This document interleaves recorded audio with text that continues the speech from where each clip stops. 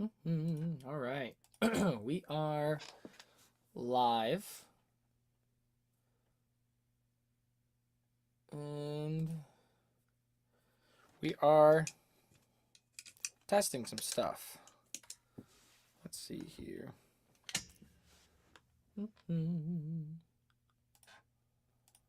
Uh-huh. All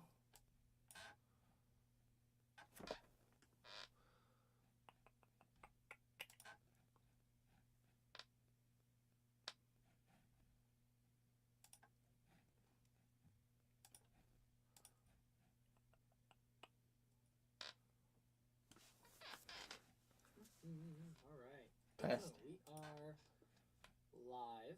Okay, nice. Can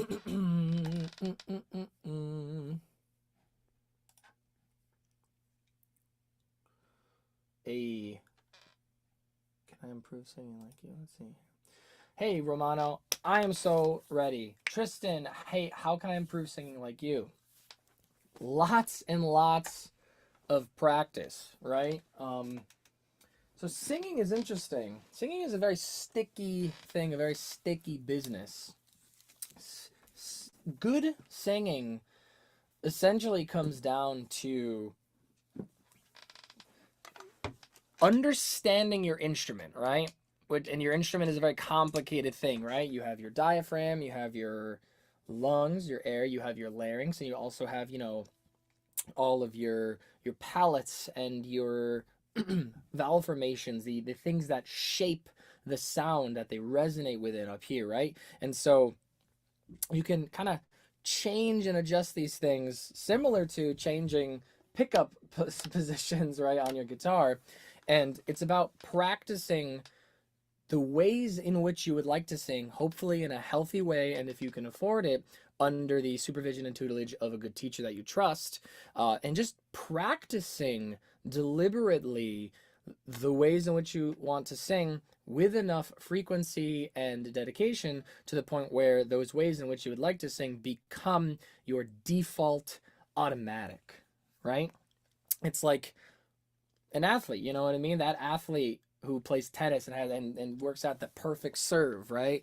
He's practiced that tens of thousands of times until he can't mess it up. His body knows the motions. Singing is similar in this way, right? There's musculature involved, right? That you can improve those muscles to get more comfortable in certain postures, in certain positions, lifting certain loads, right? I mean, there is an amount of predisposition. There is an amount of predisposition. I mean, there's a reason why people born with uteruses generally can sing higher than people born with penises. But these are muscles that can stretch and contract, right? And so I don't know, that's kind of the long answer, or the quick answer for you. I mean, that just practicing properly and getting more comfortable with the motions, right?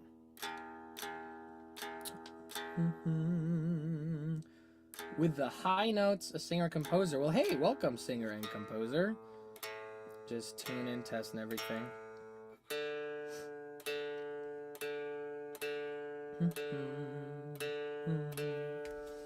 Let me know if you have any other specific questions. Trying to sing "Leave It in My Dreams," the last part is so hard. Okay, well, you know what? What's interesting about that. By the way, do I have sound? I should test that. Wait. Yeah. What's interesting about "Leave It in My Dreams" is, man, maybe I should do a series where we do things like this, but we specifically go through and analyze the vocal performances, because we could get really in depth and micro on that kind of stuff. For men, Tristan, I'm assuming you're a man. For men, the kind of the M1, and if you haven't looked into like the kind of objective classifications of things in terms of your vocal fold movement and function, like M0, M1, M2, and then the debate of whether or not M4 exists. I would look into that. But kind of the final frontier for a lot of men. Women tend to get this easier. A lot of men is the M1 mix. Is tends to be the final frontier for a lot of men who are singing, and look into that a little bit, like just the concept of M1 mixing, M2 mixing, and what belting actually is, and the discussion of whether or not belting is actually real. And I can say this for sure, that at the end of Leave It in My Dreams, right, he hardcore does that mixing, right? He's not belting it, he's doing the mixing, you know? I mean, I'm not warmed up to do it, but I could try to demonstrate. That's the word. Like what is the part? Somebody's taking much too long. Somebody's taking much too long. That part, right? I know you want it. Right? It's hard, right? Especially jumping back from you're kind of down here, then up there. Yeah, that kind of sound that Julian Casablancas does. It's the same thing with the Chances in Come Down Machine. I waited for you. I waited for you. It's the M1 mix situation. So look into that. Look into that. I know you want it. All right, cool. Let me take a look at some sounds here. Do we have sounds?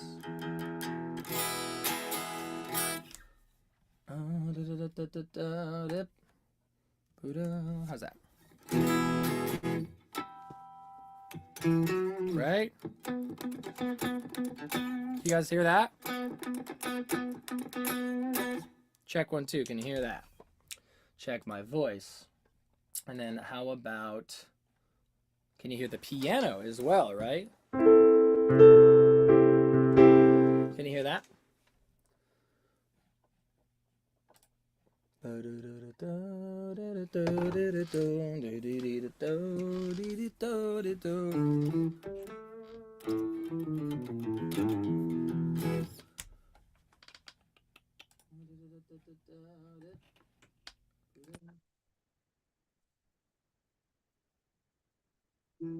Right? You guys hear that? Check 1 2. Can you hear that?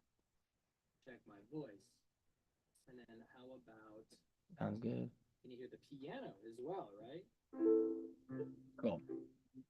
Excellent. We have piano. We have guitar. There it is, right?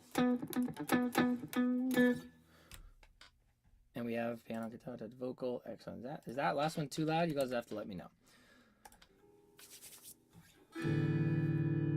Wow. Oh. Uh-oh. I gotta be careful. It looks like I can be clipping a little bit there. It'll be fine. Okay, everyone. So I guess that is the start now. I'm seeing Romano saying we should definitely get deeper into the vocal discussion. All right. That'll be I think I would love to do that. I would actually love to expand the how you say, the lineup of different types of live streams that we do. I would love to get into, like, because these are a lot of like music theory analysis, song analysis stuff, but I would love to do some like songwriting analysis stuff, you know, less theory focused. Of course, there would still be some theory, but definitely looking into lyrics, looking into structuring, looking into all kinds of things, and more songwriting analysis. I'd be interested in that. I would be really interested in looking at specific vocal performances from specific singers. I think that'd be really fun. I also really wanted to, I'm definitely going to do this one, introduce a like album analysis live streaming series as well. That I already have a name for it already. I originally conceived of this as a podcast, and I think it'll be like a live stream turned podcast situation, and I'm gonna call it No Shuffle. And the point of that series will be listening to albums and like reviewing them, but reviewing them not as products, not you know, the way that I see most music journalism and music, like critical musical journalism is nowadays. It's just like reviews of these things as products, and there's so much like agenda of each individual publication or influencer or anything like that, or content creator, like their like personal agenda kind of seems, or personal opinions and biases pushed onto that. And I rarely see anybody really breaking down and talking about these things in the capacity that I think they deserve to be looked at, which is as art, not as products, right? Like people, why do music reviews never talk about the music ever? Like they just, I don't know, it's just only aesthetics. And aesthetics are important, they play a role in it, but it's like aesthetics and like socio-political impact and,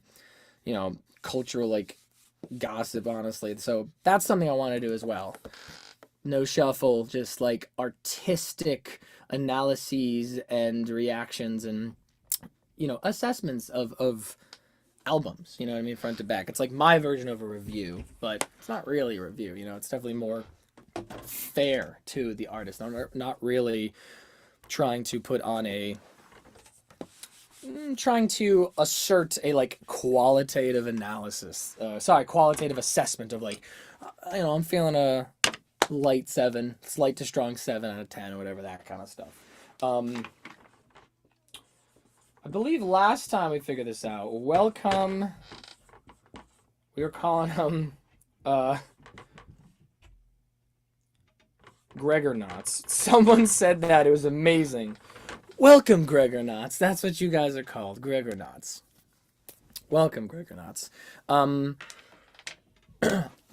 Most people judge albums by how culturally famous or deep a song has to be and not based on the music. Right, exactly. And I do think that there is something to be said for, you know, how deep a song goes. Like there is, of course, the cultural impact or the socio-political impact, as well as like, you know, the performances and the meaning surrounding it. Like there is, that does play a role, but I just feel like it's so, yeah, it's not right. Hello, new friends. Welcome.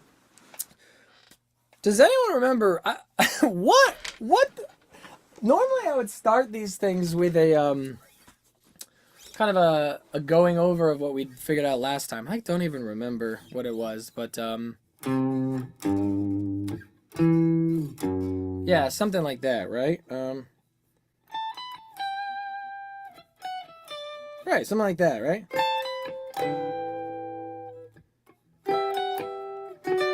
Yeah, that kind of thing, right? Right? And then it started.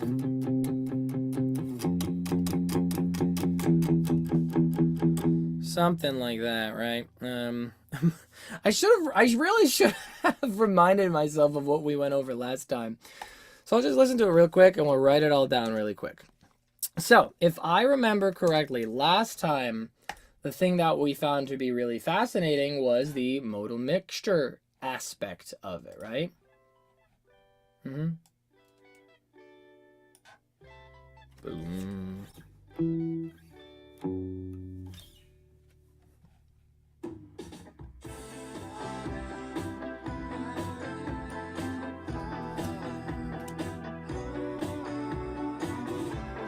Right. Oh. Cool. Now I'm remembering myself. Let's see here. Missed part of this, but one thing that makes me banana bonkers when people say they know the meaning of some lyrics. Correct. Theirs is the correct one. Exactly, new friends. Exactly. People say like, oh, this song is about that and it's about that. No, it could be like inspired, written by something, but everybody's interpretation is correct. You know, there's in arts philosophy, there is often a accepted concept that all art inherently requires an artist and an audience, right? And so that means the audience plays an important role in it. Well, what if I just make art for myself in my bedroom? Great, then you can be simultaneously the artist and the audience. But there is just something about the fact that when art goes out into the world, it kind of becomes an entity and a host unto itself. And if anybody has a perception or an interpretation of it, like that is relevant and real and valuable and valid, especially to that person. And so, you know, if you have 100 people being like, I kind of see this in this art, the artist cannot come there and be like, no, wrong.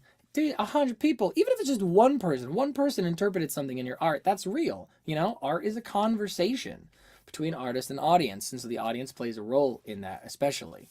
Yeah, 100%. Similar to Stars, playing the intro of the song for a friend who never heard the song, knew just other work. He knew from the guitar it was a song that Julian wrote.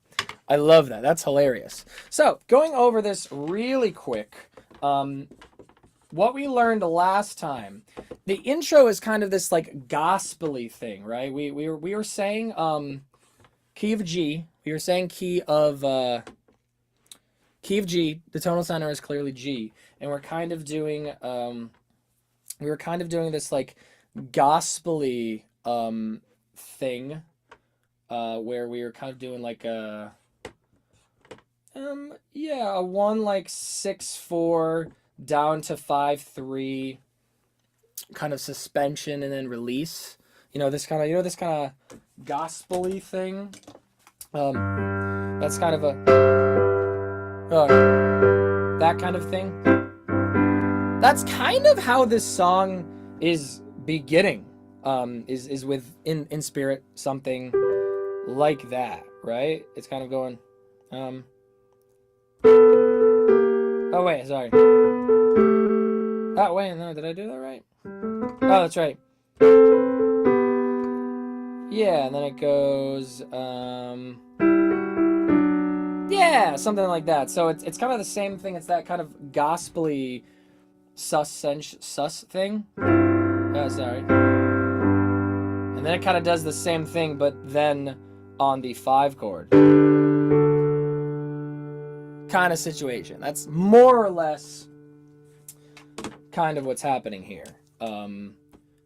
Gospel-y sus type thing. And we found out that they play it differently live versus in the on the record. On the record, the G stays in the bottom the whole time, right? It stays. It's like that. That's what happens on the record, but live, he does a 4-3-1-7 situation live, probably just because it's easier to finger, because it's easier to play. There we go. And then we start hitting some. We talked a lot about the drums too and how good the groove is and everything. Woof, it's good. Why do I feel like I should move this more like this so you can see that more? You'll get to see some of my behind the scenes, some of those cables and stuff, but c'est la vie. And then when we go to the verse, the fun part about this in the verse is that's kind of this like back and forth.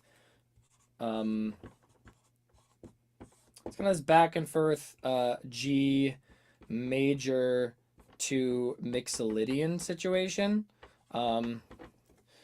Where I'm pretty sure we actually started on the 4. I think we did like a 4 add 6, right? We did a 4 add 6 to a flat, major flat 7 situation, down to the 6. And I think there was some extensions to these guys for sure. And then we ended up hitting, what was that? Was that a 3 in first inversion or yeah, it was a 3. And it's interesting, so flat 7 gives you the mixo. The flat 7 chord gives you the mixo, and then right back here, the 3 gives you the major, right? That's really interesting. That's kind of the quick and dirty look at what we learned. What we learned last week, right? Because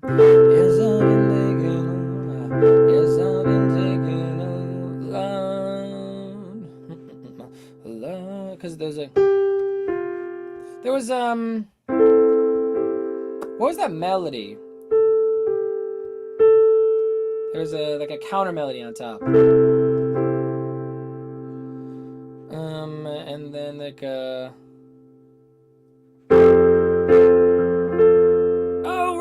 was a sharp 11 situation, wasn't it? It was like really should have reminded myself about this, shouldn't I? I played trivia on Learned League, and today there was a one-day special quiz on music theory. Oh, snap. Did it go well? Did you do it? That's great. Oh. That's right. That's right, okay. I remember that now.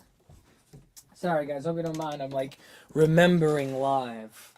Yeah, exactly. So...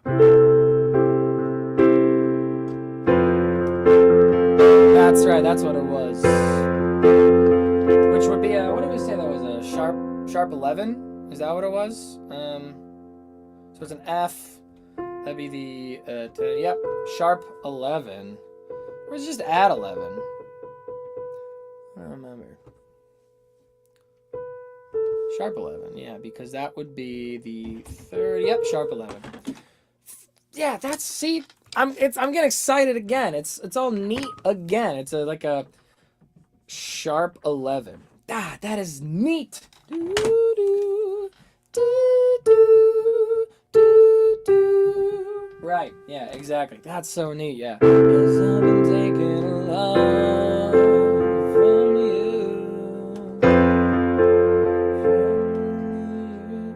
and then it goes down. Yeah, it just went down to that. Exactly, and then we hit us, and then he hits us with the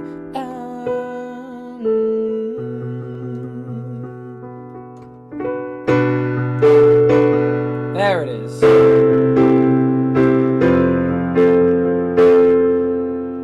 Yep. Yeah, something like that.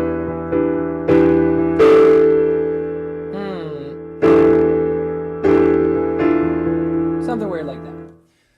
If you need to know, if you want to know exactly what's going on, if you want to know exactly what's going on with this verse intro situation, go watch the first one. But that's just the quick and dirty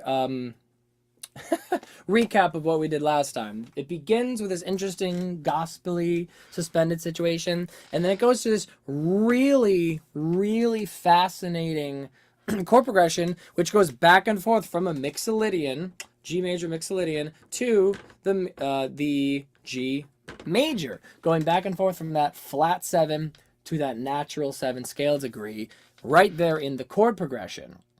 Right there in the chord progression. And the melody in particular did a really fascinating thing where it holds off on touching that F sharp, that natural 7 scale degree. It doesn't touch it for a long time. It really focuses very, very much on the flat 7, right? Because it's like, yes, I've been taking a lot, flat 7. 1, 1, 1, 1, 6, 7, 1, flat 7, right? So that's do, do, do, do, latte, do. Oh no, sections alone for the truth. Right, so really leaning heavily on that flat 7 situation. And it does this mi, re, mi, do, which if anyone who was here last time, that is gonna be what did I use there? It was so sick.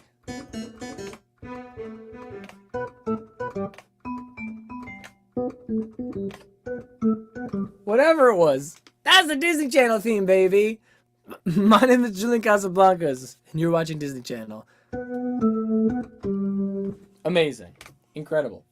Anyway, and then the really cool part is then he hits that natural 7 scale degree in the melody really hard when he goes, you're the girl who chase you at the door, as you think that it's already too late.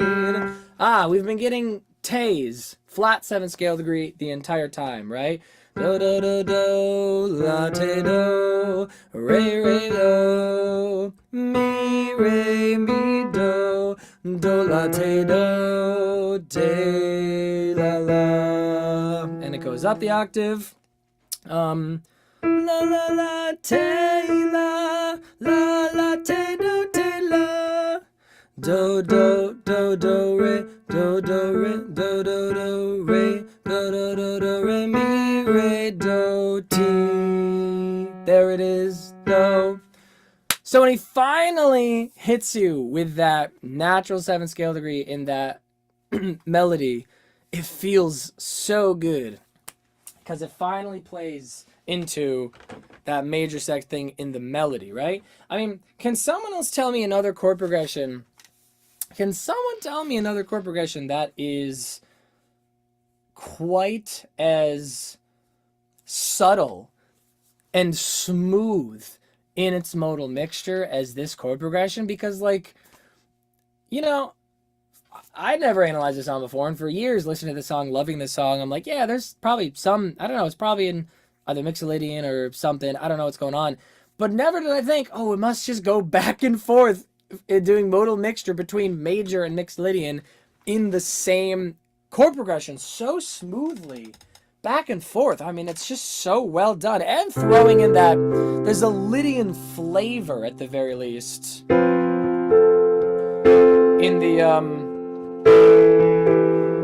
In that sharp 11. That sharp 11 is, it's not Lydian, but it's a Lydian flavor, at least on this one chord, right?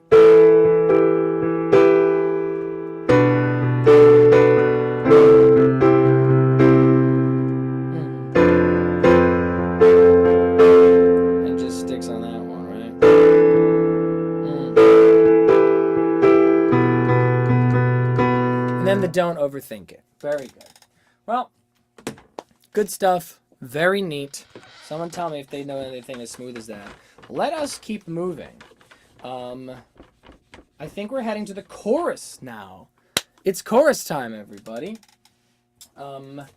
Needless to say, welcome everybody who is here. I'm very grateful to have so many people here hanging out with us today. You know, we like to chat and have a great time in the chat. We like to meme about a little bit, like my name is Julian Casablancas, you're watching Disney Channel.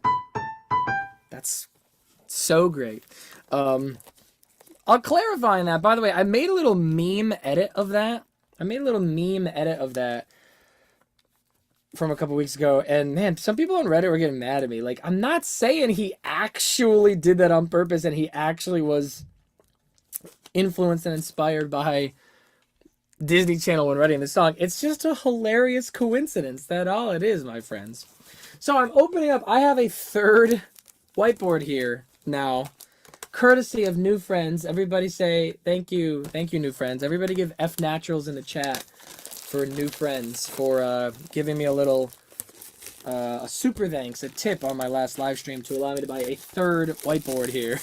So hopefully now we can maybe even be a little bit more generous and a little bit more loose with our usage of our whiteboards, and maybe have another auxiliary one where it'd be easy and fun to, you know, I just won't have to be so precious about my whiteboard space and won't have to erase things as much, right? So it's very, very appreciated. So thank you. That being said, you know, thanks for being here. If you like what I do, you can like, share, subscribe, tell your friends, listen to my original music. I just got a song out and more coming. Or you can leave me a super thanks, a tip here on the stream. Not necessary, but again, everything is so appreciated. I love that you guys are here. Thank you.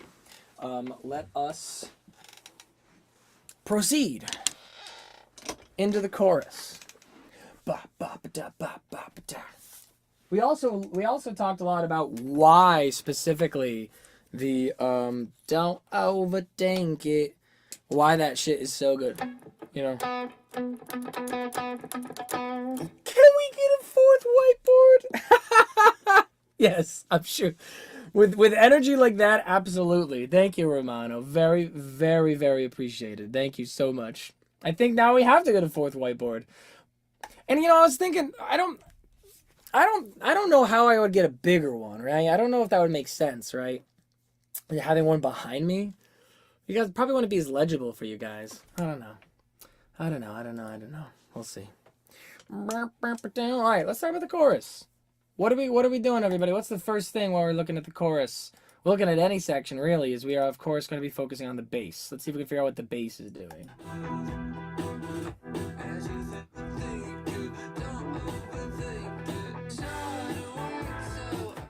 Boom, boom, boom.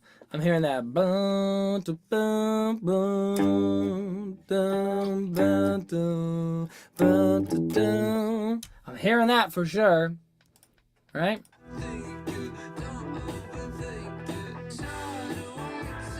Boom, boom, boom, boom. Yep.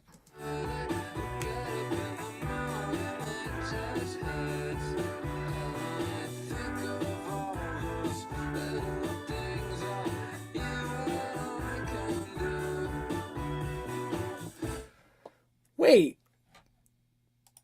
Damn, I love this. Has anyone else ever noticed how sick that bass line is? I've listened to this song 100 times. I've never really paid attention to how slick that bass line is. It's kind of interesting. I mean, what's cool about this, I'm already getting, it's not really a chord progression situation as much as that we're entering this like modal riffy territory where like you got this bass line moving through here, and I know these chords are out and this stuff, but it's interesting, right? We're kind of moving away from a chord progression here, at least looking at the bass line alone. We're entering like modal riff kind of territory, as opposed to modal mixture, harmonic territory, like modal approach, right? That's the difference. Like modes as flavors and scales is different from modal music, modal as an approach, right? Where you're not really focusing on a progression so much, right? Let me know if you guys want to hear a little bit more specifically about the, the methodological differences in approach to tonal music versus modal music. We could talk about that if you want to.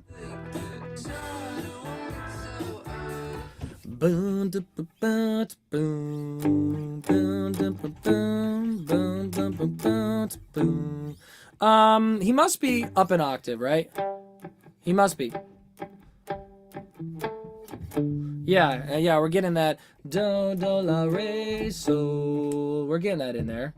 Do, do, re, do, do, la, re, do, do, la, re, sol. Nice.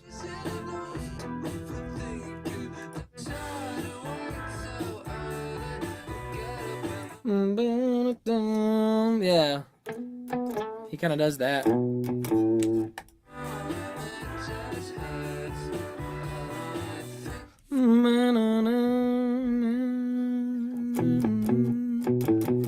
Yeah.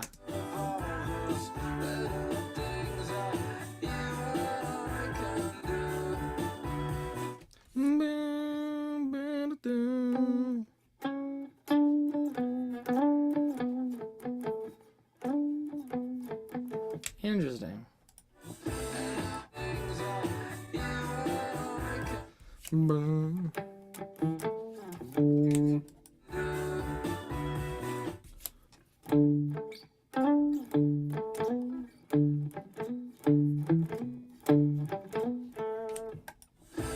Huh.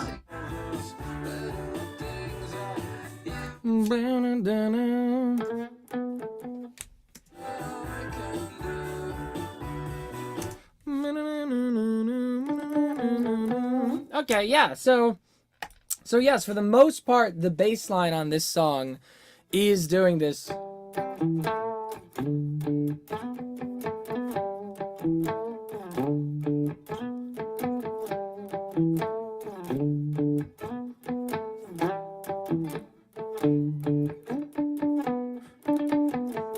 Yeah, he's really just kind of going back and forth in that pentatonic kind of box situation. Do, do, do, do, la, re, sol, sol, mi, mi, re, mi, mi, do, do, mi, re, re, la, re, do, do, la, re, sol, sol, so, so, so, so, so, so, mi, re, mi. Right. Really nice little riff, and he adds this great stop, start, ghost note thing to that. He's He's got a great groove on that. Jake has got a really nice groove on that. It kind of sounds like fingers. Do we know? Is Jake picking with his fingers there? It's sounding like fingers, but he's doing that really great like funk-based thing that really is not in any Stroke songs. We're really only now seeing this in a Voidz song. That funk thing where he's getting those like ghost notes and stuff, right? Like, you know, there's that kind of stuff. You know what I mean?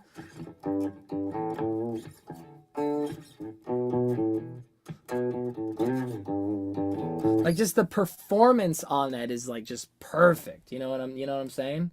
Oof, that's good.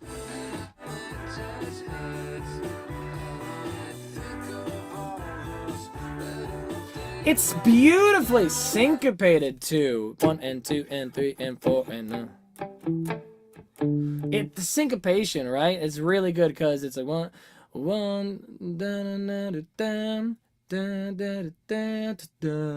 right? Wait, is that more heavy something?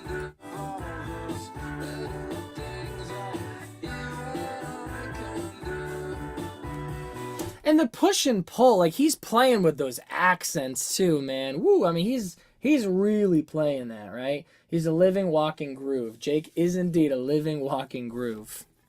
God, that's good. That's so good. I do want to know. Can we see Leave It in My Dreams, the Voidz? Can we see them playing it live? Is he fingering that bass or is he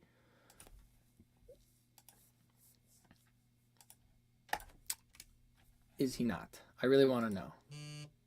Wow, my phone is blowing up. Let me make sure no one's dying. Nope, just group chats checking on. All right, cool. Show me Jake. Show me.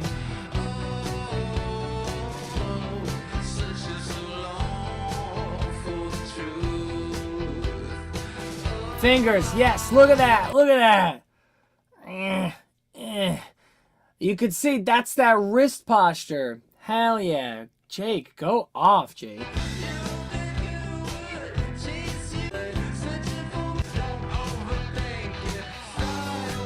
And also, here's the other thing that's cool. You know how I said I thought he was playing an octave up on the bass, that he wasn't playing like down on the E string there. He was going up an octave there.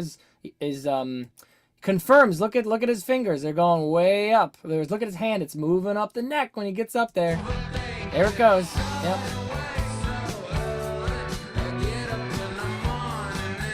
Woo! He's grooving. That's our guy. That's our guy right there. That's our guy right there. Fingers, no picks. Would you ever consider doing one of these live streams with a more complicated Voidz song? You can see in the Primavera one it was broadcast too, yeah.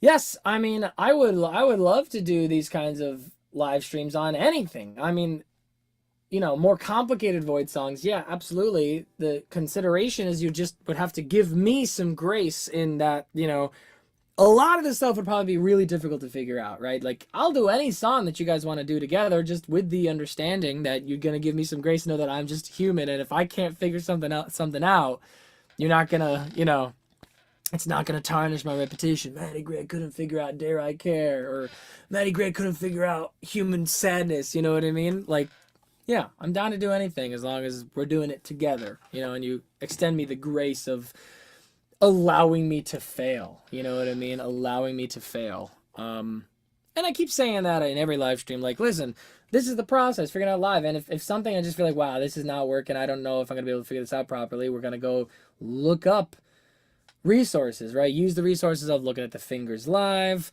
maybe someone has a tab, maybe there's sheet music, I don't know.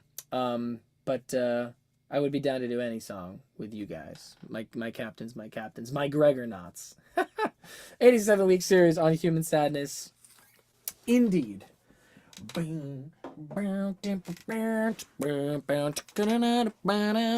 So, let's start writing some stuff down here. We are seeing chorus. Bass. You guys know Adam Neely? Bass. Ooh, that was a good one. Bass. riffs, you know what I mean? Riff. Really just playing around with like really he's doing a one let's see here. He's kind of doing a 1 1 1 1 6 2 5 3 3 3 3 2. Yeah. 3 2 something like that. I mean, that's the riff in the key of G, right? Is this kind of situation? Maybe give ourselves a little bit more room here, to write it out. Yeah. Let me get let me put on an electric bass on this. Yeah.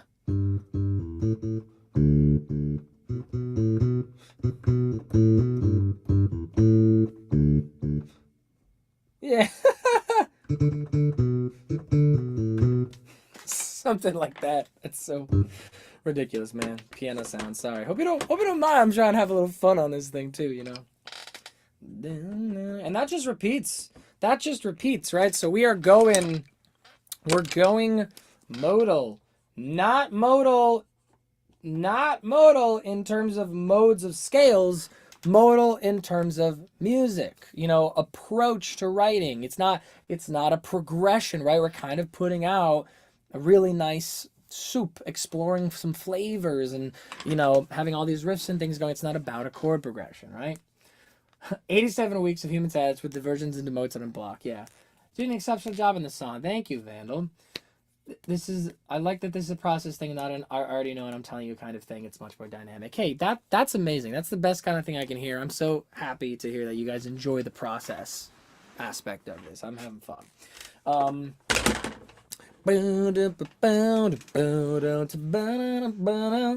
Something interesting to say about this is the 3-2 part of this.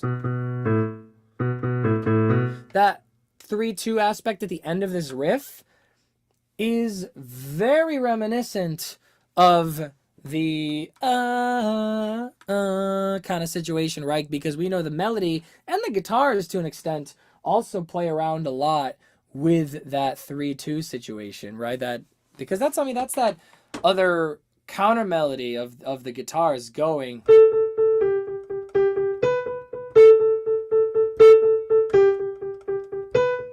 This kind of playing around this 3-2-1, Three Blind Mice stuff. I mean, it's Three Blind Mice. Three Blind Mice rips, man. Pat Finnerty, you know? God, it's so good. Three Blind Mice rips, man. So, and that is very interesting to me because I've seen it in an interview where they talked about how this song was actually as they called it, a Mr. Potato Head assembly, where, he says hi, where Jake brought in an idea, Julian brought in an idea, Jeff brought in an idea, Beard, like everyone brought in ideas and they just put them together. They're like, all right, you know what? That's the verse, that's the intro and the bridge, and that's the chorus, and just threw it together. And so it's interesting to me that they have this like tie of the Three Blind Mice 3-2-3 kind of situation happening. It makes me wonder if, you know, like how much of this was composed ahead of time, or did they do that and then Beardo was like, ooh, I got it, you know, did he throw that in there? I love speculating on this kind of stuff, right? You know, I saw, man, I saw a Neil Gaiman, who's a phenomenal author and thinker. If you don't know Neil Gaiman, you should know him. I'm blurry. Why am I blurry? Quote, in an interview, he was saying that, you know, the process of writing is very much like just throwing mud at a wall and then looking at the mud that sticks to the wall and saying, and asking, well, what does that kind of look like? And then you go and you remove and add more mud in certain ways to make it look more like that thing that it kind of looked like, right? And I think that's beautiful and wonderful, and it totally works with a philosophy to creation and artistic, you know, pursuit that I really agree with, which is that ideas are kind of their own thing. A lot of times you have to work with an idea to see what you can get up to together, see what an idea holds. You're not really creating something as much as you're excavating, like you're an archaeologist, right? And the idea is like your co-pilot, that you got to work with it, right? And this is something like that, right? Where they're like, well, we threw this thing for the chorus, that thing for the verse, this thing for that, and then you have the other people in the band, so are talented people saying, oh, I think here in this section we can kind of throw in this little thing, which will tie back to that other thing, which will make it feel more whole and cohesive. I mean, it's great. Or maybe they just got lucky and they were like 3, 2, 1. They just who knows? Who knows? It's fun to think about though. All right, what's next? We did the bass. God,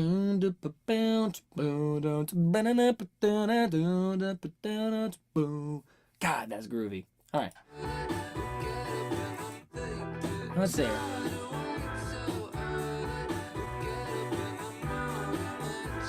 I'm going to go, there's an arpeggiating guitar in the left.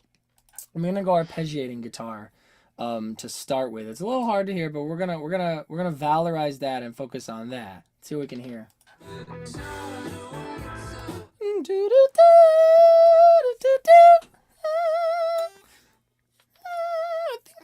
I think I'm getting la on that. I think I'm getting la. Okay, so we're doing a 6 situation here because I'm definitely getting that la up there.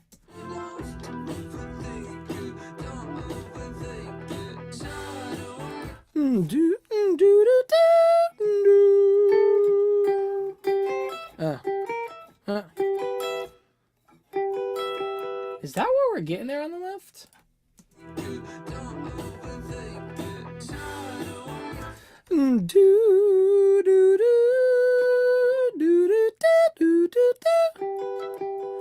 I think that is what we're getting, the arpeggio on the left.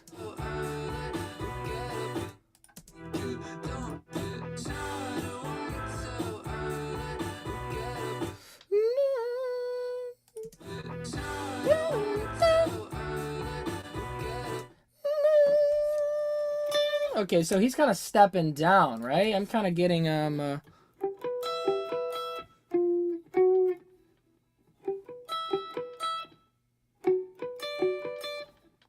it something like that? It's either this like kind of majors thing.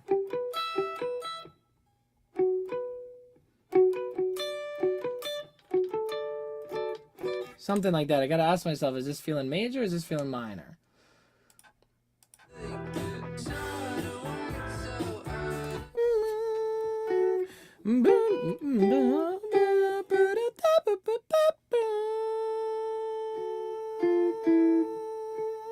Or does it go there? Okay, well actually.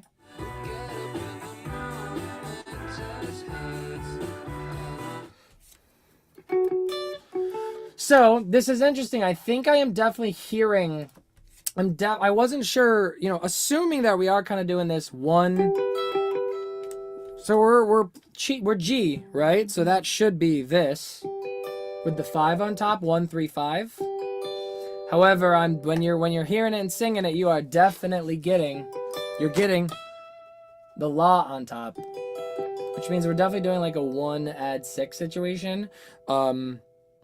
Nice. And then the next thing is you can hear that top line, that top note, and it goes down to something, goes there to the 5 to sol. And so I'm assuming, I'm totally assuming, could be wrong, but like generally that it's clearly still an arpeggio thing. And the question is, moving down, are we kind of going to this like minor triad second inversion situation there, or are we doing more a major triad first inversion situation there up top? And in trying to find the bass note, I was asking myself, is the bass note going from here down to there? I just kept finding myself singing this note here, which means the re, that's re do, re do. That kind of answers that question, right? That's not what we were looking for. We were looking for what's the bottom note of this arpeggio. I don't know if it goes there or here. And I still don't think that's the answer. unless he's like playing it way up here and adding some other stuff. But no, I still heard this as the top line, the top note in that triad, in that arpeggio. So I don't think he's doing something else there. But it does answer that question of, are we playing this minor situation or this major situation? And I think we're playing the major situation. I think it's something like that. Something like that. Let's see if we can keep listening.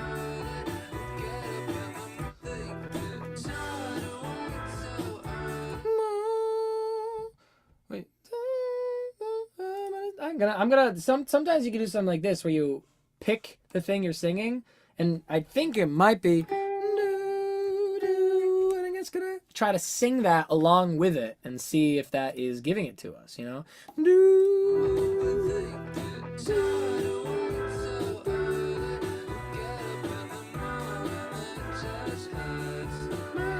No, actually, yeah, and that's the thing, actually.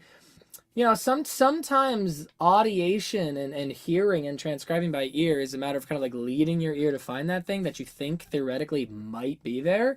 And that's the thing, is upon doing that now, I'm like, does it go down here? I couldn't hear that before, but now that I sang it, and I was playing it, singing along with it, I was like, oh, wait, now my ear can find it there. And so, yeah, I think that is what we're seeing, is that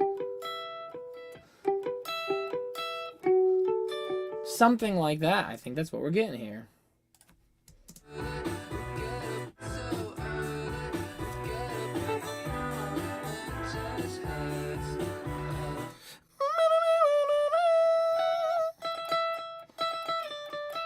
Right? And that's the little melody that happens up there, right?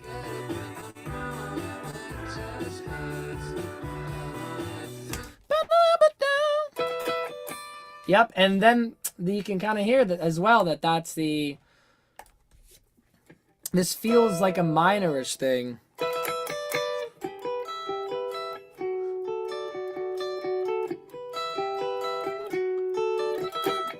Something like that. Something like that, right? I definitely hear the slide up.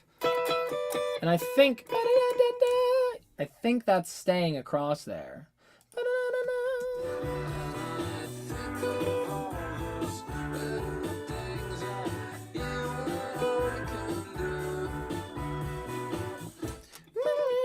Yeah, I'm pretty sure.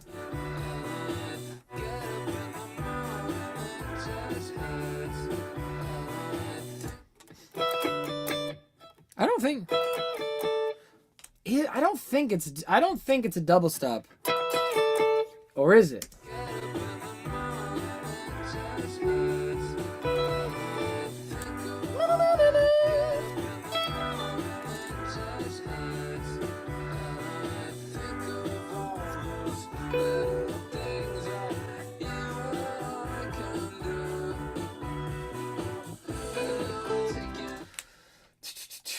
I don't know. Remains to be seen. Maybe we'll go check and see what the different thing is. I mean, he's definitely doing.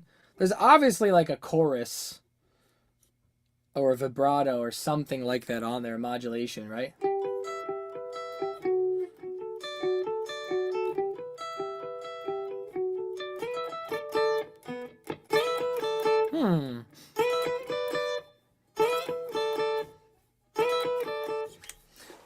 Maybe we go do that thing. We just go look at his fingers and try to see. But in general, we know that while Jake is playing this bass thing, I think that's Amir on that side over there. Amir is adding a kind of 1 add 6 feeling, which also works right here with that 6 that he's playing. You know, the kind of working. So there's like a little bit of like a movement of again, it's not quite a progression, but there is a pull of attention and release, right? Because we kind of have this release and then attention to release, right? Tension. There is still a push and pull of attention and release in this whole thing. No.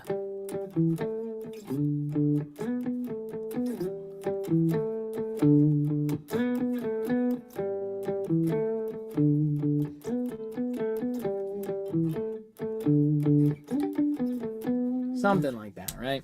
So, in general, the guitar is repeating. I'll call that guitar 1. I think I'm Mir. Is a 1 kind of add 6 situation.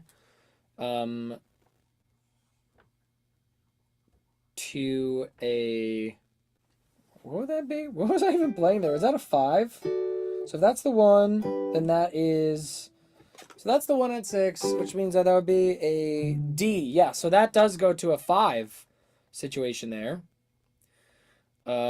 Wherein we'll do it. We'll do it. We'll do it this way to save space. No, actually, in order to, we'll make it look like this, right? So this repeats, and this does a situation. We kind of do a 1. We repeat that. I need a little more space here, is what I need to make this make sense. Guitar left. We are seeing a 1, add 6 to a 5. And then we return, and we kind of do a 1, the 1 add 6 thing, 2, 5, and then we quickly hit this this double stop situation. Is whether it's that or this, whichever one it is, kind of goes to how would I write that out? It's still a 5-ish thing. But I guess we could just call it like this. It's a, we'll just say it's like a, let's call it a 6-3 5-3 ish situation.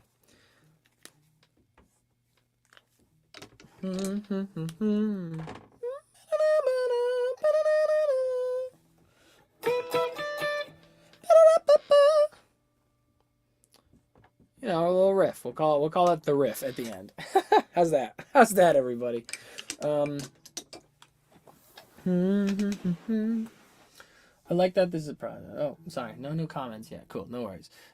People are watching. That's great. They're waiting with bated breath to see what is happening here. I just want to double check and see when those guitar things are happening, just in relation to the bass.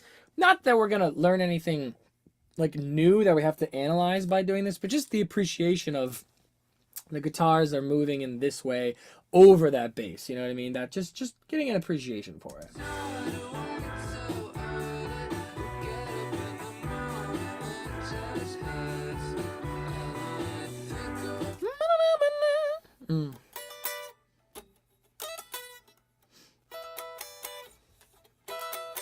I think it holds the 3 across.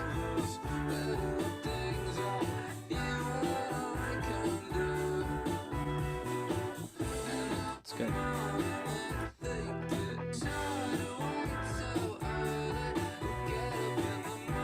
Oh.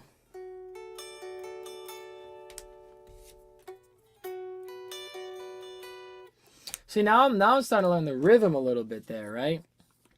He's doing.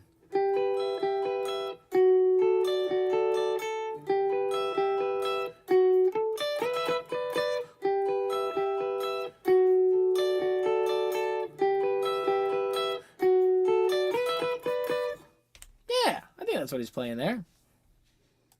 That's fun. That's so fun. And it's really interesting, right? Because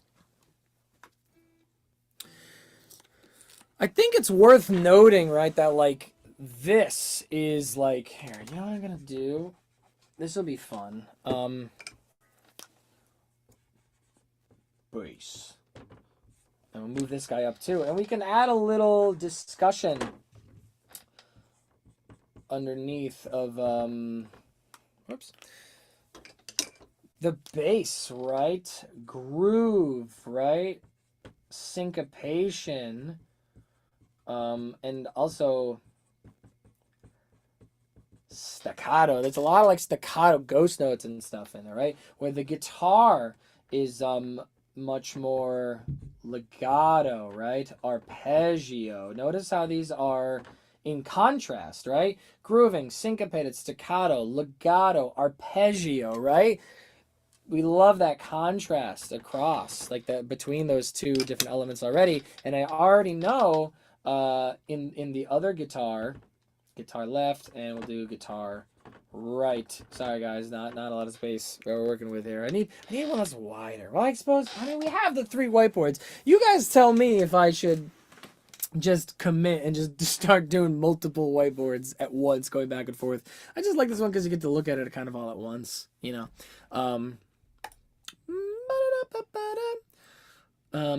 Guitar left, guitar right. Yeah, you can read that. And I already know. Is it just me imagining things? But is that arpeggiated guitar riff a similar rhythm to the bass one? Well, we can find out. Is it just me imagining things? Is the arpeggiated guitar riff a similar rhythm to the bass one?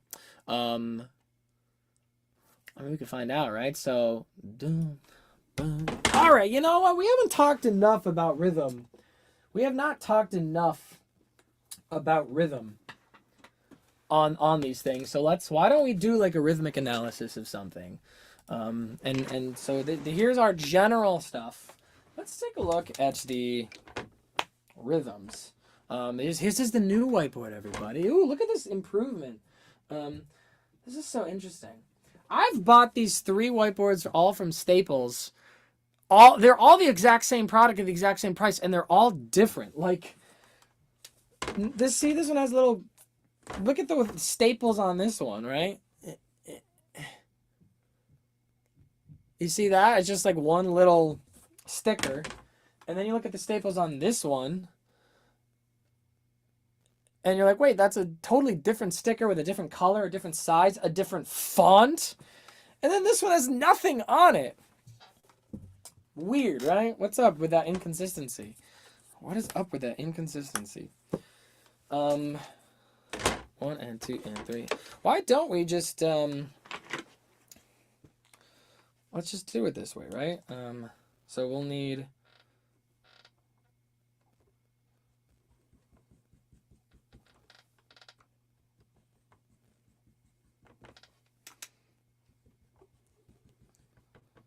okay. So those are strong beats, right? We're doing just call them as such, right? 1 and 2 and 3 and 4 and, right? Right? Great. Why don't we just we'll grab some different colors and just take a look at it. Let's start with the bass. We'll call the bass brown, right? Bass is brown. I guess I'll just put it up here. Bass. Think. So the bass is 1, 2, 3, 4. Ba, da, ba, da, da. So the bass kind of how do I show like strong? Ba, da. I guess we can ba, da, da. I guess what I'll do, I can just show it. I can add like, you know, accent markers if you guys want. But I could also just show it in like lines, you know, like big circles. Ba, ba, ba, ba. Or should I do ups and downs, right? No, because the up and down might get confusing. Let's see here. Visual clarity without sheet music. Interesting. I don't know what if I did it like this. Bum, bum, bum, bum, bum, bum, bum, bum, bum, bum. Bum, bum, bum, bum. Boom. Right, so the bass goes 1, 2, and 3, and holds it across, right? And dun, 2, 1, and 2, and 3, and 4, and dun, dun, dun, dun, dun, dun, dun, dun. Yeah, nice. Dun, dun, dun, dun, ba-na, dun, dun, ba-na, dun, dun, dun, dun, dun, dun. Something like that. Banana, banana, banana. Yeah, so in general, the bass is kind of this 1, 2, and 3, and 3, and 4, and 3, and 4, and something like that, right?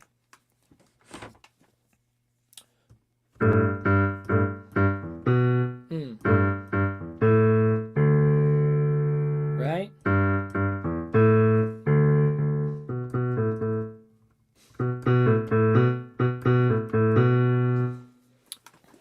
So happy. I don't know. You guys let me know. Is this clear to you guys? Me doing it like this? I'm trying to like show like accented beats and unaccented beats here, but like, you know, the accented beats are pointing up and the unaccented beats are pointing down, right? That's kind of actually unsyncopated.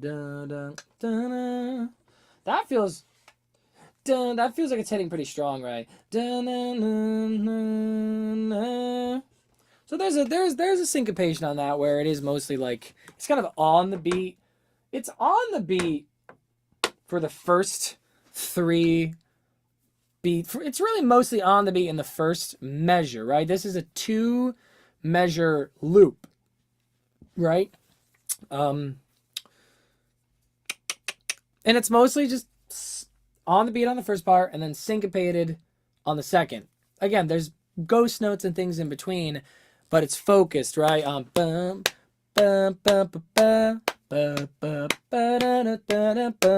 That's kind of the thing, is on the beat, off the beat, and on the beat, off the beat, and 1, 2, 3, and, right? That's kind of the thing we're looking at there.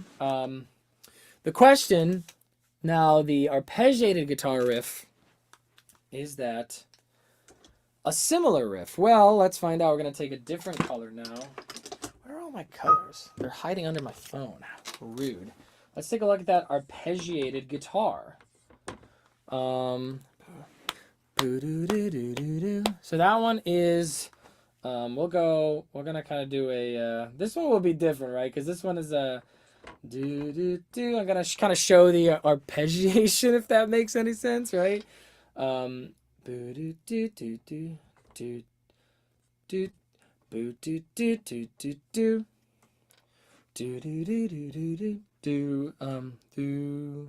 Interesting. I'm gonna have to show this in a different way. 1 and 2 and 3 and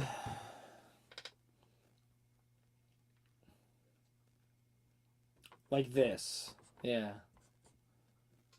Boo doo doo. You know what I mean? Like low, middle, high. Do do do do do do. Rest. There's a rest right there. Do do do do do do do.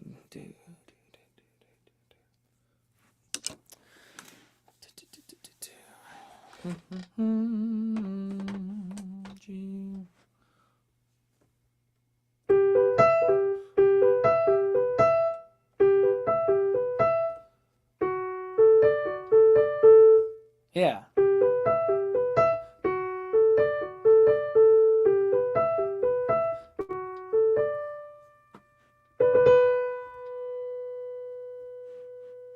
There he goes.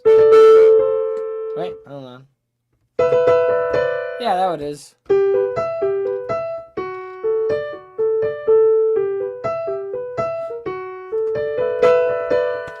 Something like that. 1, 2, 1 and 2 and 3 and 2 and 3 and 4. 1 and 2 and 3 and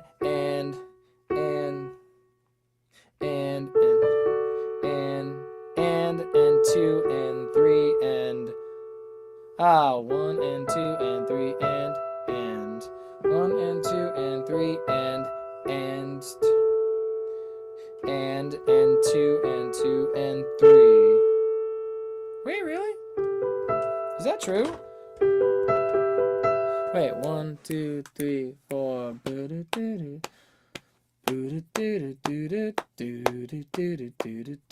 Ends on the 4 there. What am I miscounting here, guys? Do, do, do, do, do, do, do, do, do, do, do, do. No, I didn't. I didn't do it right. I do it wrong at all.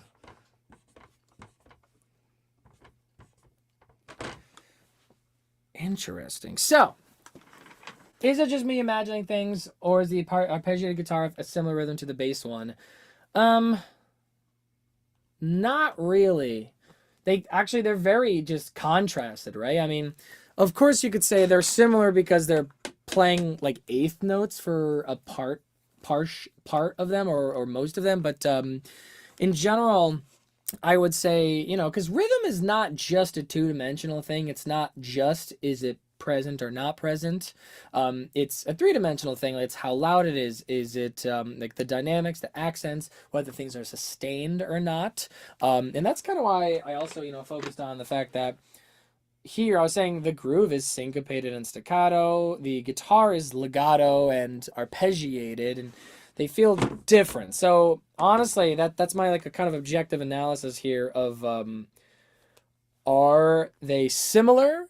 My answer would be not really, right? Because you have one, one, one, two, and three, and three and four, and one, two, and three, and three and four, and that's the bass, right? And the guitar is going to be one and two and three and two and three and four, one and two and three and two and three and four. They feel very different to me. They work harmoniously together, right? They're great, but they do contrast each other, and that's why it's great. So that's your very long answer as to are they similar? Not really. Not really. That was a good answer for you.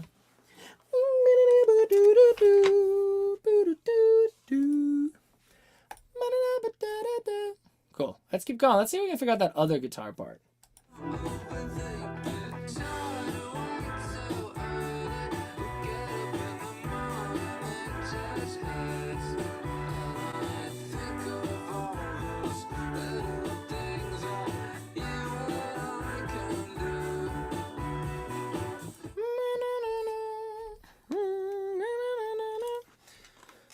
Interesting. So, you know, we do now have a contrast, right?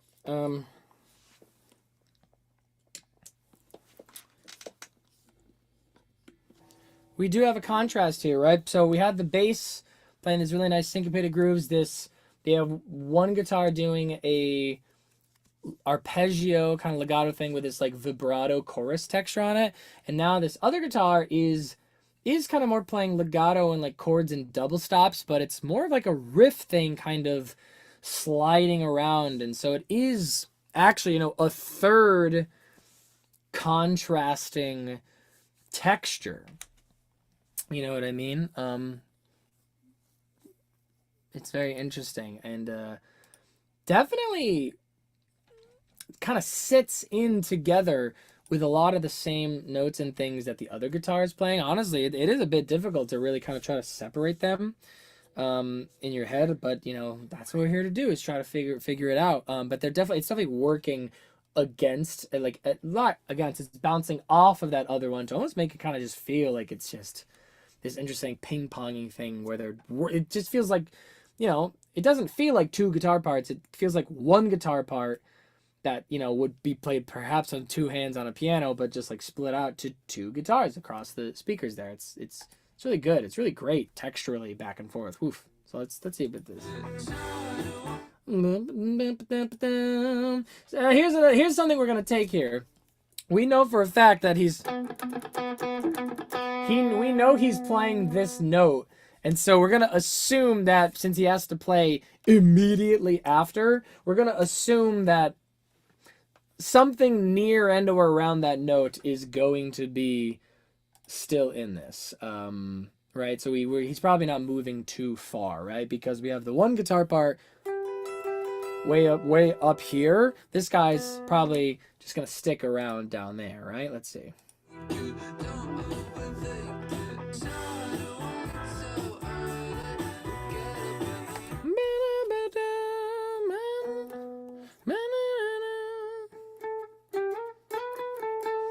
He's definitely okay. So interesting. We like that balance, right? So we have the one guitar part, kind of doing that, la la la, so that kind of 6/5 thing, and we did have that bass playing that. He's kind of got this 3-2-3 situation. The guitar over here is kind of playing along with it. He is kind of playing a 3-2 thing there. So it's kind of like doing a different thing, and then it gets in together with the bass for that last bit there. Let's break it down. Let's keep going.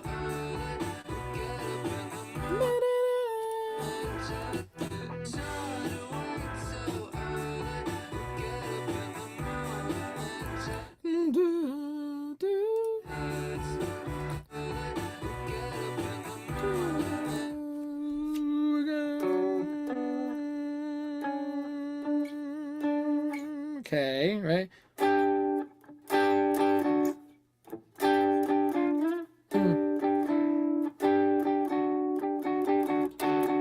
Something around here. I think he's playing around there somewhere.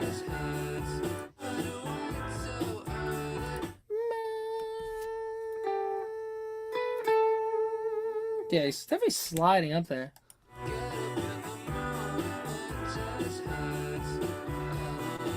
Woo, that one's tough. Because he's sliding around. He's sliding around in there. I can hear slides. I can hear the texture of slides. But it's also got this. It's got this hair on it, right?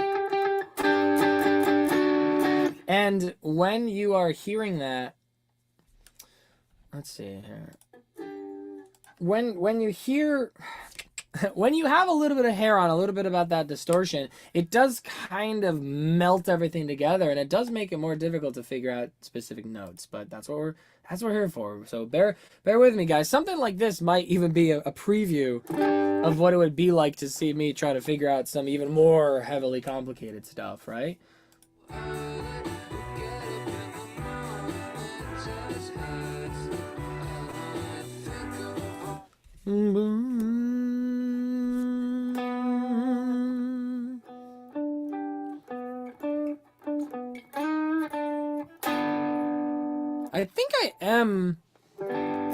I think I am hearing these two notes here, because you got to go back and listen for some harmonies, right? And I definitely was hearing, I think I'm hearing something I was picking up on before is I was definitely hearing this sol, no, sol, do situation in there.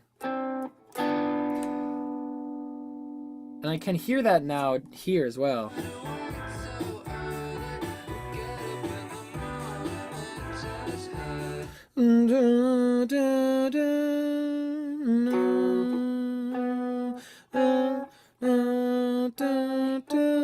I think I'm hearing that.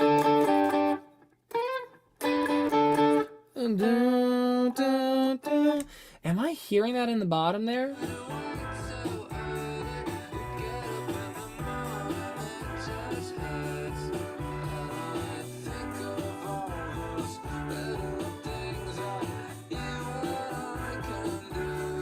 Yeah, I am. If you listen really carefully, you can absolutely hear in there underneath. It holds it, right? He's kind of holding it under there, right?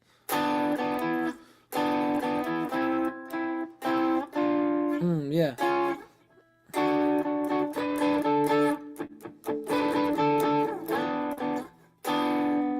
Interesting. Or is he playing it there? Is he doing that? No, because you can hear the sliding up situation, right?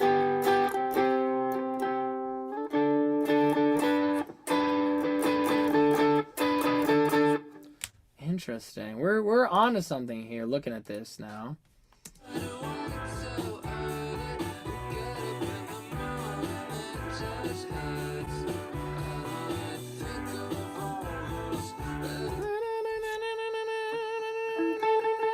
were hearing.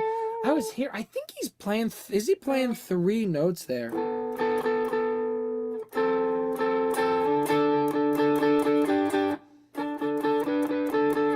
Yeah, this is gotta. It's hard. You gotta listen. Sometimes this is what you gotta do. You gotta listen for it over and over until you can pick a texture out. We might be going to look at his fingers soon, though. But we're on to something generally here.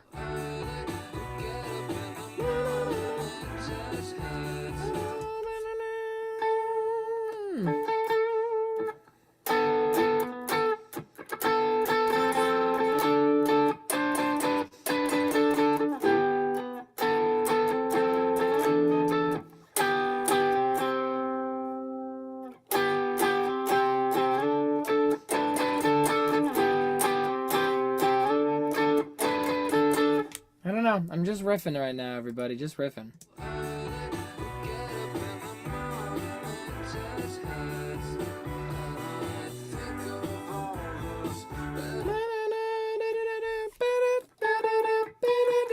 See, I definitely keep hearing that.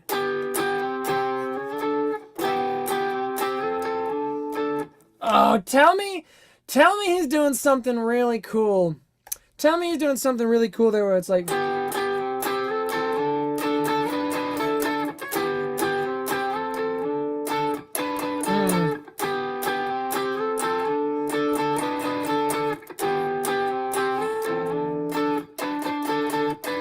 I think he might be doing that. I think he might be doing this really interesting counterpoint thing here. We have basically a low note. And then a higher note. Right?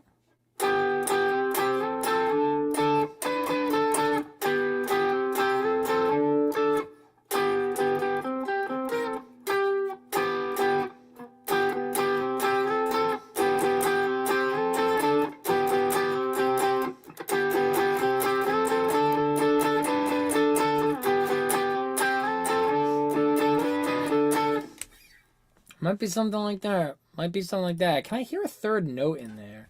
I feel like he's doing... I don't think he's just picking them. I think he's doing some arpeggiation thing, right?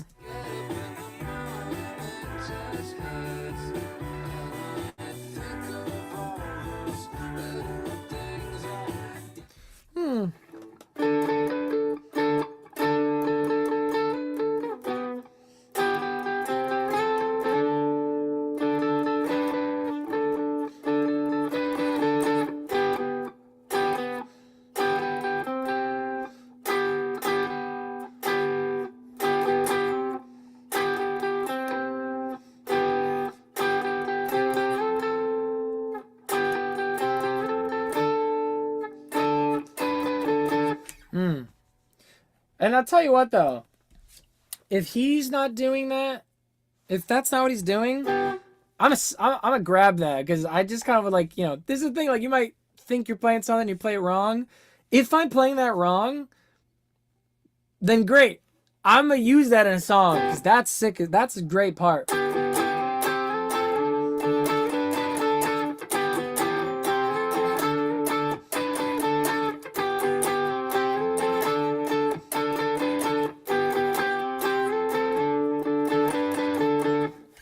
I'm gonna use that if he's not, because that's sick.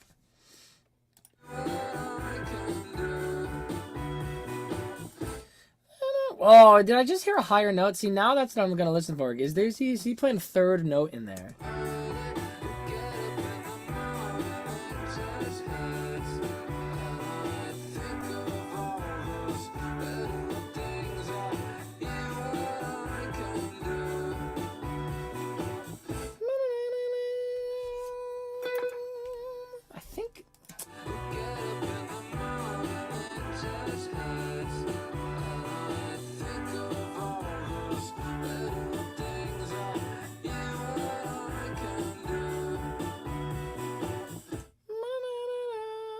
It's that last one. It's almost like a...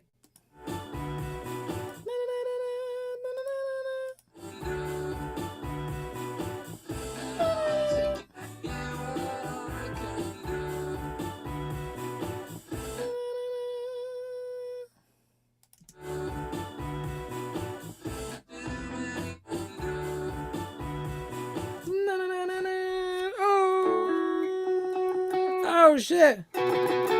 Yeah, I heard. Okay. He definitely. I heard at that very last. I don't know if it's in there every time.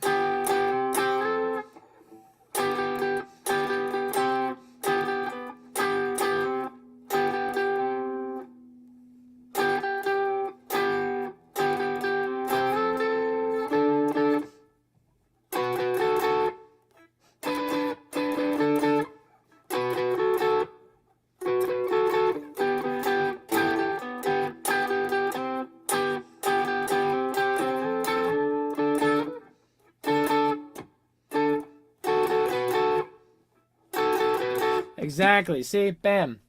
This is part of the process. You just listen to that stuff over and over and over until suddenly, boom, something new clicks into place. And I definitely heard, you obviously keep hearing, me, ray, ray, do. And then until eventually I heard I could definitely suddenly now hear it. I heard it in there, very low at the end, the D, D, D, D. The 7th scale degree, right?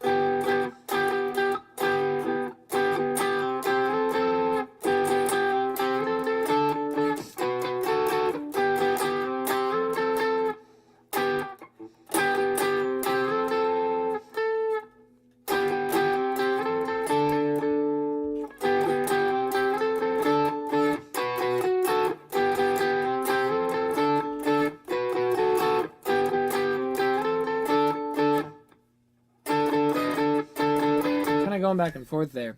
He's playing something like that. Something like that, which is great. It's this really interesting, like, rising riff situation. It's kind of these, like, interesting double stop counter melody type things. It's really interesting. I guess I should tell you guys what notes those are. We will when I look at, let me look at this live performance first so that maybe we can see his fingies. His little fingies up there. That's what we want to see. Well.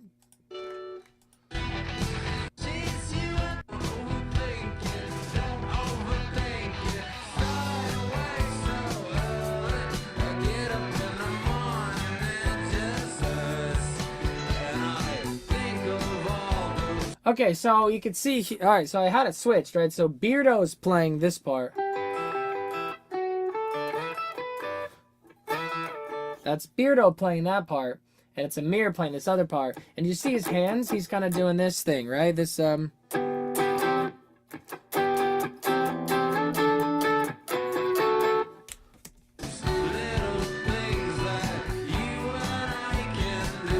back. Okay, so my fingers are in the wrong place, but that doesn't mean I'm playing the wrong notes.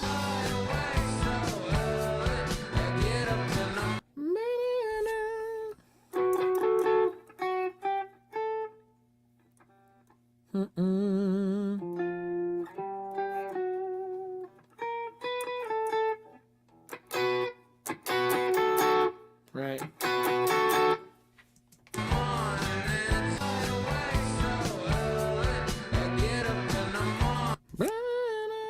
So he's down here. That's like, yeah, that's the middle of the neck there.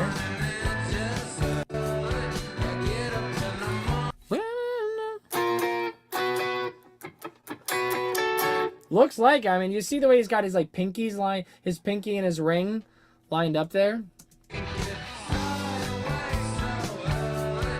So let's see here. Look at the way he's got his pinky and so he's clearly got pinky and ring lined up here somewhere, and finger up there somewhere, right? So what was I playing there? Something like that, but coming down on different strings.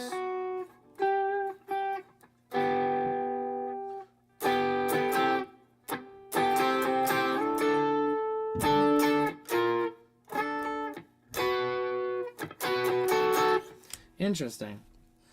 Might have to go find a different version of this one.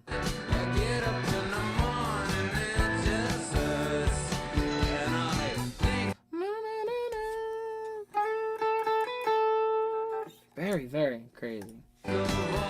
Quite a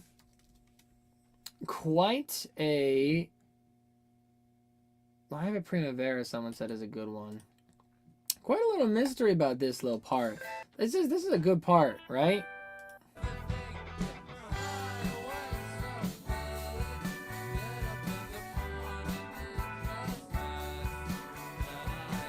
Oh, oh, oh. Okay, we're pretty sure. We're pretty sure now he's just playing that G down there. Interesting. Yeah, I think it's just going up there, right?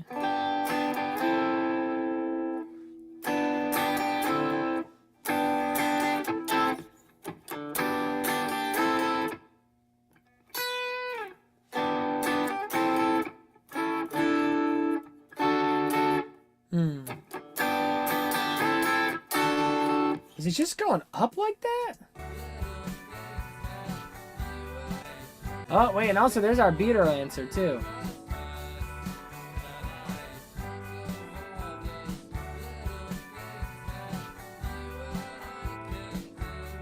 Ooh.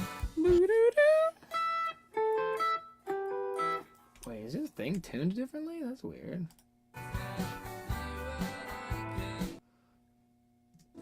Oh, no, I was right. You can see with his fingers. That's so interesting. That's how he's playing that. He's just barring. He's barring with his ring finger playing these.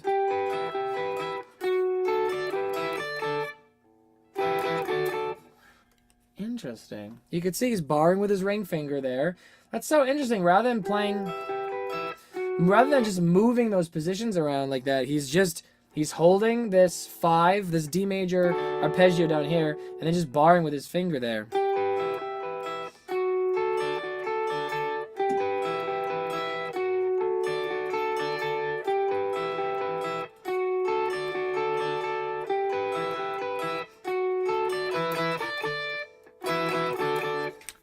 Nice.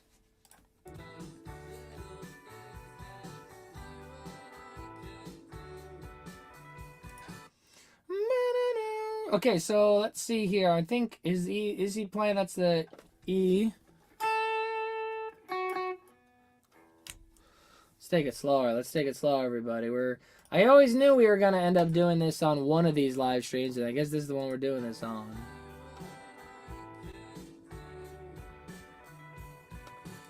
Yep, there it is. He's doing the yes.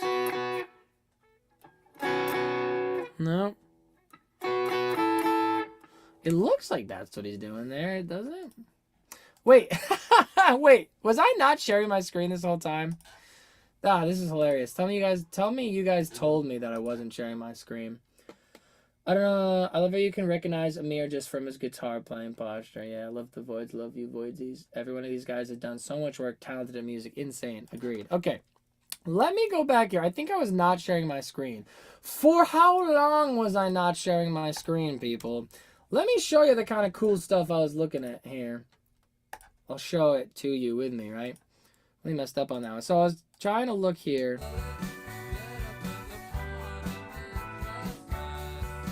This zoom in is good. Look at that. So you can see here, he's clearly coming down and just playing down here, you know.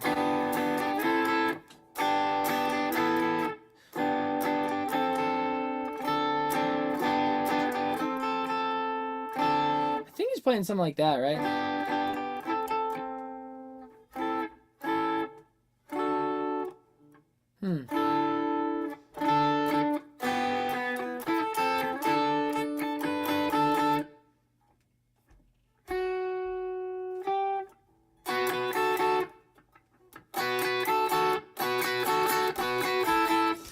Anyway, point is, you can see. Alright. I'm totally scatterbrained today, because this is just a crazy part here. So you can see here, Beardo is playing the exact part that we figured out before. And he's just playing it in an interesting way, like I was saying. He's barring that first one and then coming down there. And let's see here. And you could see, yep, he definitely...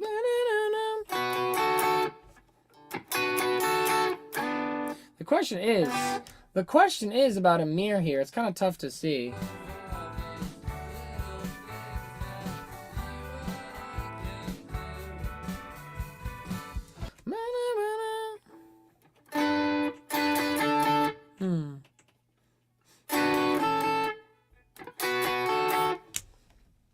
little bit tough to see there. Whether or not he's playing these full chords like this guy, then this guy, something like that, and then going up and fully playing this, you know?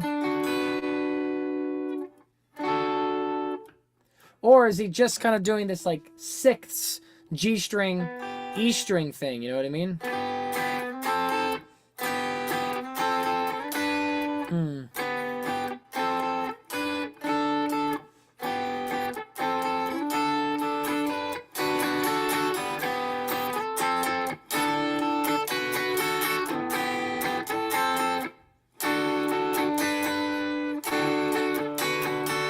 Something like that, right? It's gotta be, right? Do you guys think it's the sixth thing?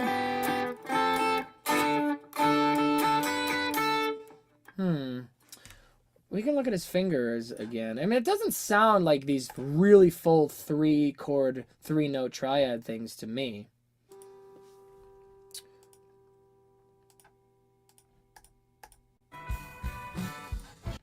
Yeah, that's kind of the goal what we're looking at right here. Is that thing right there. Doesn't look like he's fingering 3 strings. It looks like he's just fingering those 2. Okay, that's definitely... He's 100%... I was right on this one, playing the T-do and the Mi-do. He's getting up there, right? The question is, does that ring finger stay there? God, he does it so fast. Are we going to have to... No! He literally hits it so staccato and falls right off it. Ooh.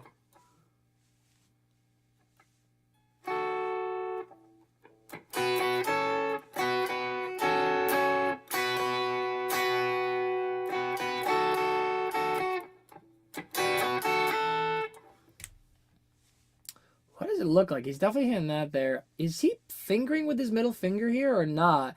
Or is he just hitting with his ring finger that F sharp? Right?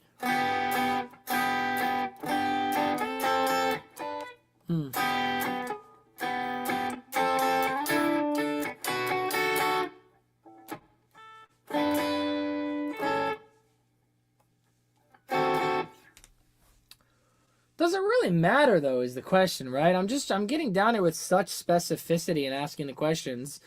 But the question is, does it matter? It's either way. He's doing a dominant situation here because he's having the 7 there, clearly, and then he has a 3 down to 2 situation, which is, I mean, that's a dominant chord. That's a 5 chord right there, right? Either way.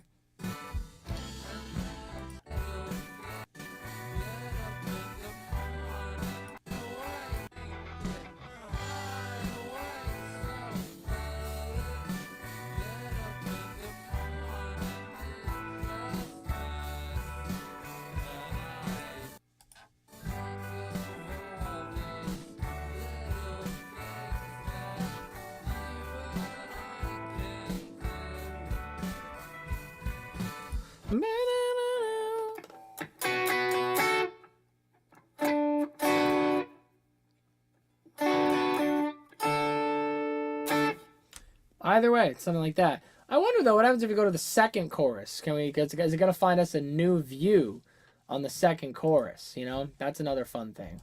Let me check on the chat, see if I'm leaving you guys hanging. Does not look like I'm leaving anyone hanging currently. Good. If anyone's got any questions in the chat, hit me up.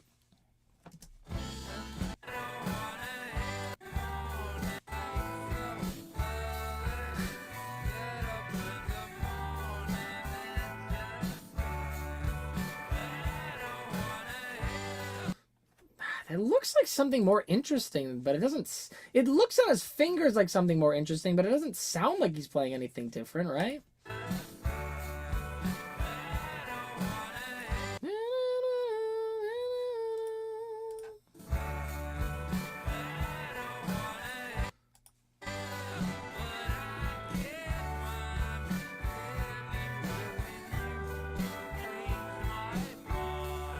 Not gonna show me anything. I love that. I love that, man. Not gonna show me anything good here, but I think we have plenty enough to figure this out. Should I go check a tab? Should I go check a tab? Is this one of those moments where I do this? Slow-mo Jake. I'm just saying inane things about the Voidz. Love it. Let's see here. Maybe this is the point where I do this. Does anyone, well, this is the question. Is there a Leave It in My Dreams tab? Do we even have that? A good one. Doesn't look like it. The one on Ultimate Guitar is not good. Let's see. Ooh, this guy's got some stuff.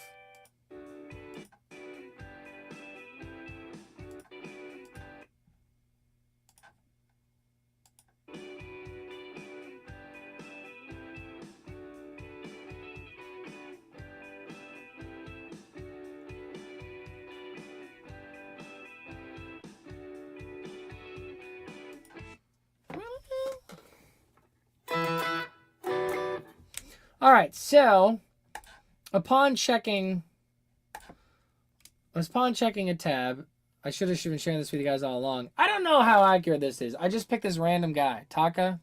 I don't know him, but thanks for doing this, my friend. He came up with the same thing that I did, right? There's nothing else interesting going on there. It's just these bits, right? Yeah, we got the chords, the 1 chord up to the 2 chord, and then 1 chord, 2 chord, then going to the 5, and then doing that, you know. Even though it still feels really big to me, I feel like it might just be. I feel like it's just those. And same thing. He also found the same thing here. You see the 12s across the board here. He also found that we're holding that. Rather than playing the double stops in the 1 guitar like that, we know that we're holding the 3rd scale degree across, right? So yeah, those are the parts, right? So it's nice to see that I came up with the same thing that this other guy came up with, and I'm not a crazy person. If you slid on Alex, he looks kind of normal on the drums. That's so funny. It does, doesn't it? Right, so we got.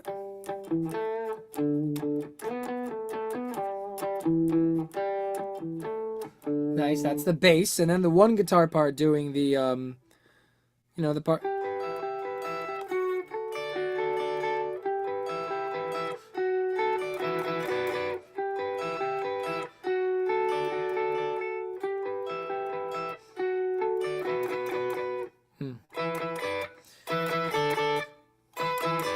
I mean, so this guy on the tab put in these full chords. But the thing is, I don't really hear. I feel like I'm hearing like the pushing and pulling of some things have 3 notes and other things have 2 notes. I'm not really hearing these like just full. I'm not really hearing these like full triad situations, right?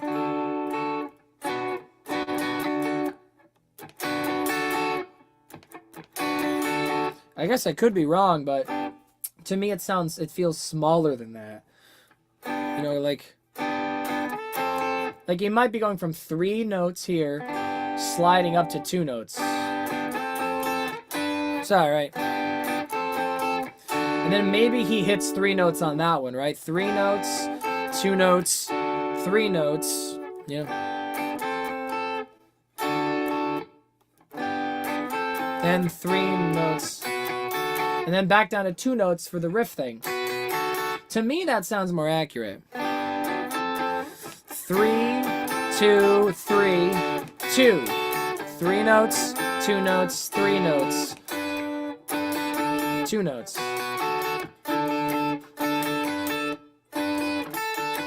Something like that. Nice. Great. We're making progress. Oh, I should write down exactly what's going on over here. But first, I'm just going to do one more listen to just see again in context how things are playing here, because I'm hearing those.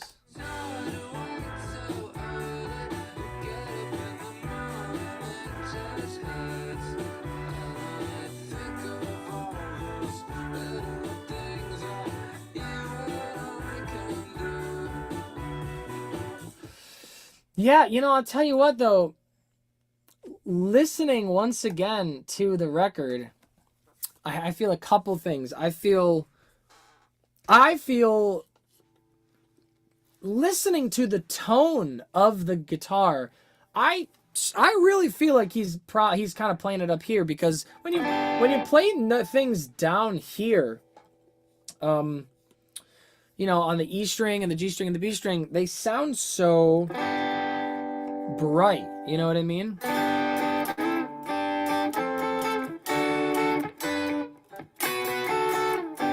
It's really bright. And when you listen on the record, it has a dimmer, darker sound that, to me, I've come to hear that and think middle strings, right? And so I may have been wrong about, I mean, I knew we were playing a G chord, so he might not be playing. Well, I was right on that too, right? I was right on a bunch of things.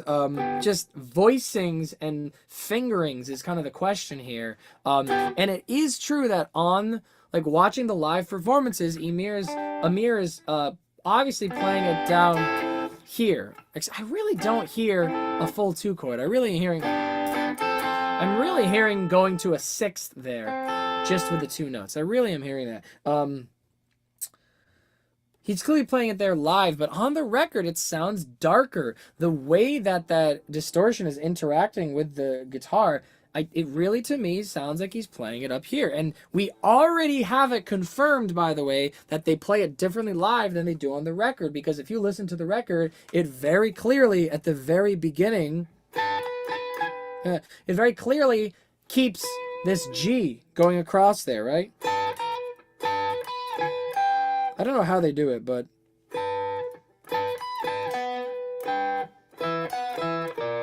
wait, sorry, this one.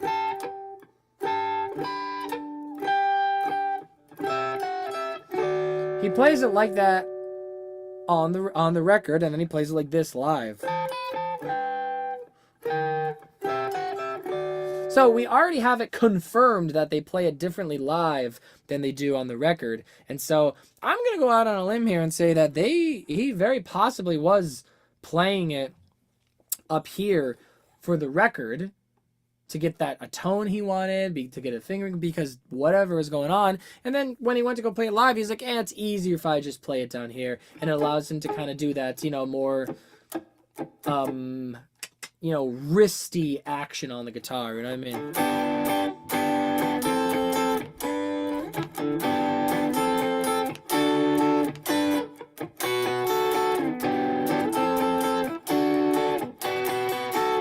Right?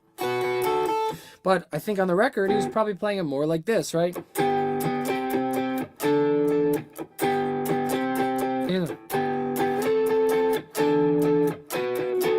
Maybe not even there. Maybe more down here, but oh no, I had my tone rolled off. Yeah, you could totally do it there. Maybe not all the way up there. Maybe more down here, but you get the point, right? It's all just speculation. It's all just speculation. It's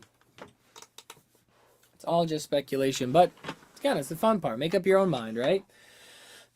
What are we looking at here exactly now? What exactly is happening? This is more like riffy, slidey, right? That's kind of what we'll call that one, is riffy and slidey.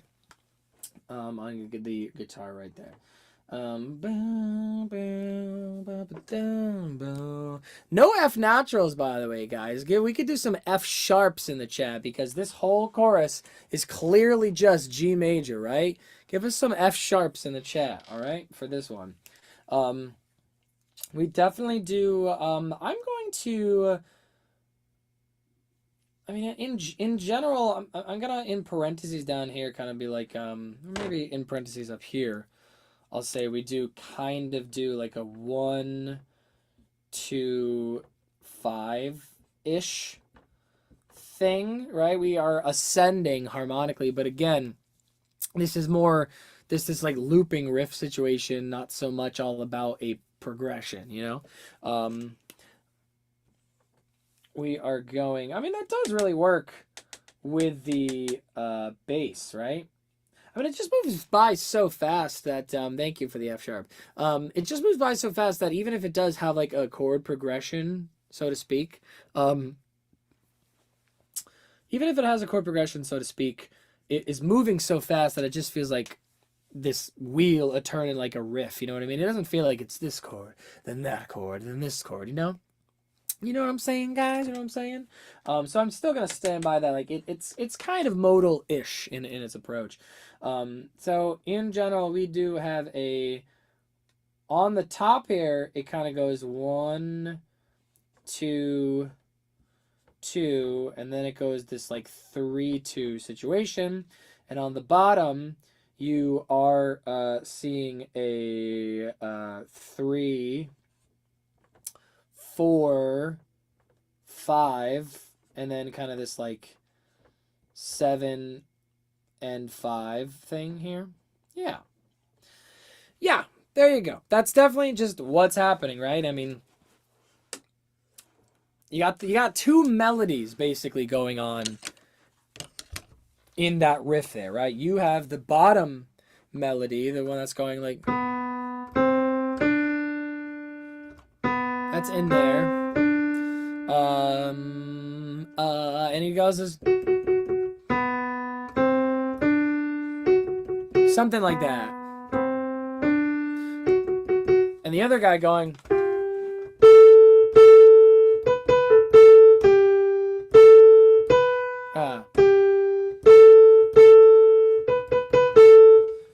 that's what's happening there, right?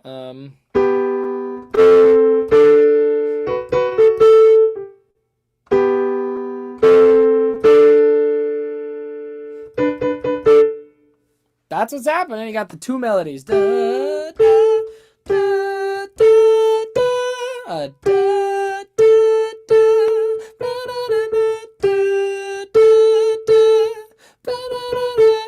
and there's a part where that's a little variation in there. So that's really what's happening. Riffy, slidey, counter melodies. I'm calling them slidey counter melodies. That's what we're going to call them. Slidey counter melodies. Isn't that neato? How they're kind of getting two different counter melodies on one guitar part. So, we haven't even looked at the keys yet, although I'm assuming the keys are just kind of playing some chords out here for us, right? Let's see here.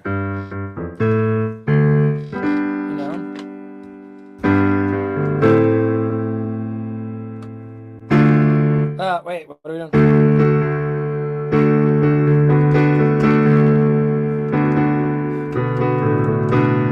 Right?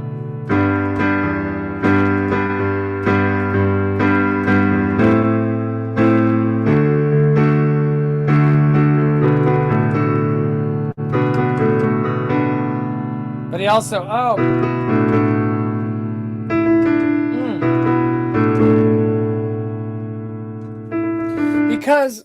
because we can't forget that the one guitar part does the that guy comes up there too. And that does kind of happen at the same time as the right? They're kind of taking this thing and spreading it out across multiple instruments where he goes. Yeah, he kind of has it in double octaves here. Many octaves apart. Right.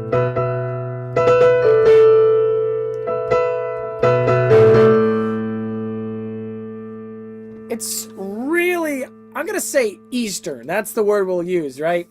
It's an extremely Eastern kind of thing that we're seeing here, right?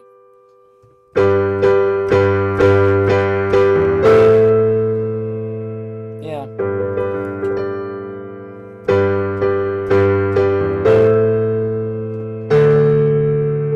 Yeah, it's more like this.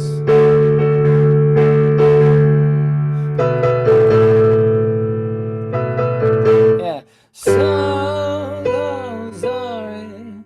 Don't overthink it. get tired, tired away, so early. You get up in the morning, it just hurts. What is it? How does it go? Tired awake so early, you get up in the morning, it just hurts. I don't wanna, I don't wanna, I don't wanna. Wow, that's really interesting because you can see here. So he's singing, I don't wanna. He's doing that, I don't wanna, at the same time that is happening. So there's this big clash because he's singing the D here while Beardo up top is playing this the E, right? So that's the 5th scale degree and the 6th scale degree, right? I don't wanna, I don't wanna, I get a nice clash there. That is so interesting. So let's see what in general is happening here. Right? Tired awake, so tired awake, so early. Tired awake, so tired awake, so early.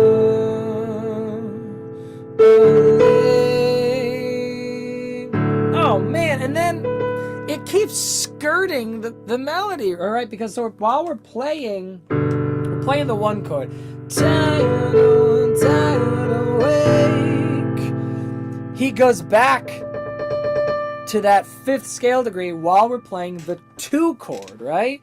Tired awake. This is not in this chord.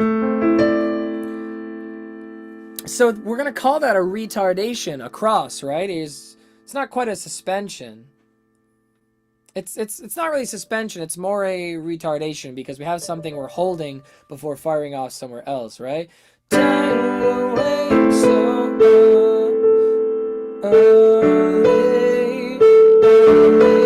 And then guess what? It's chasing him, right? Early, re, mi. During a 5 chord, right? So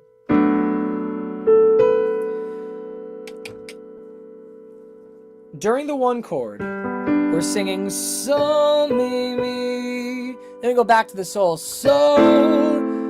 When we move to the 2 chord, which is re, fa, la.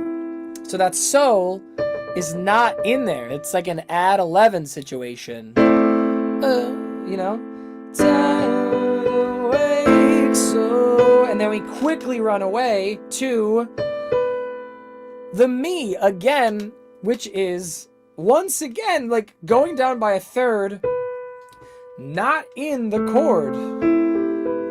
We're really getting, 1, 3, 5, 7, 9, 11. We're really kind of doing an add a 9/11 situation, right? That's so interesting.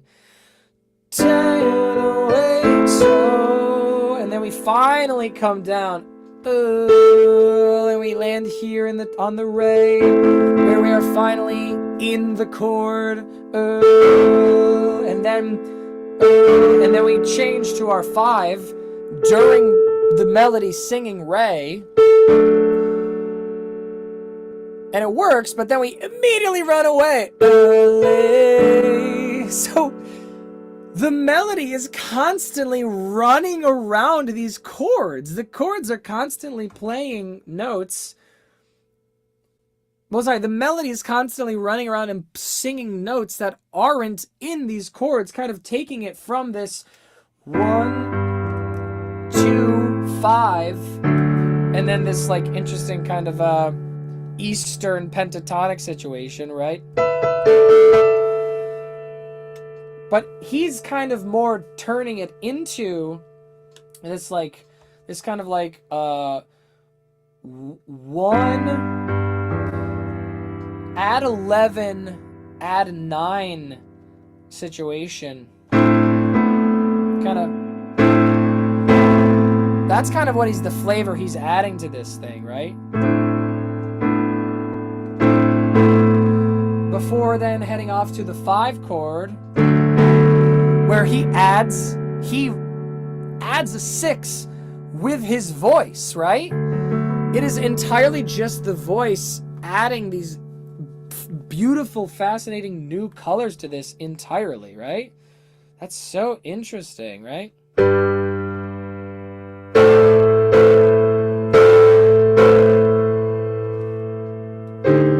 Oh, sorry, that's not the right chord, everybody. It's kind of almost getting like a Billy Joel-ish kind of feel, right? That is so fascinating. You get up in the morning, it just hurts. Finally, we land on the soul during this, right? And then kind of be, I don't want.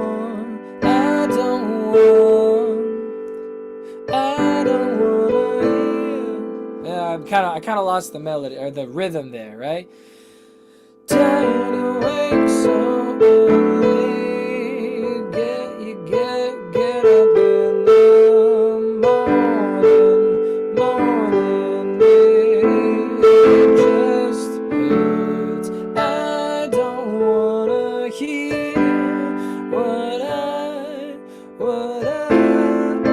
can't. Kind of feels like a nice little resolution there, right? I don't wanna hear what I can't. Going up to the E there, which finally is a part of our chord. I can't mind.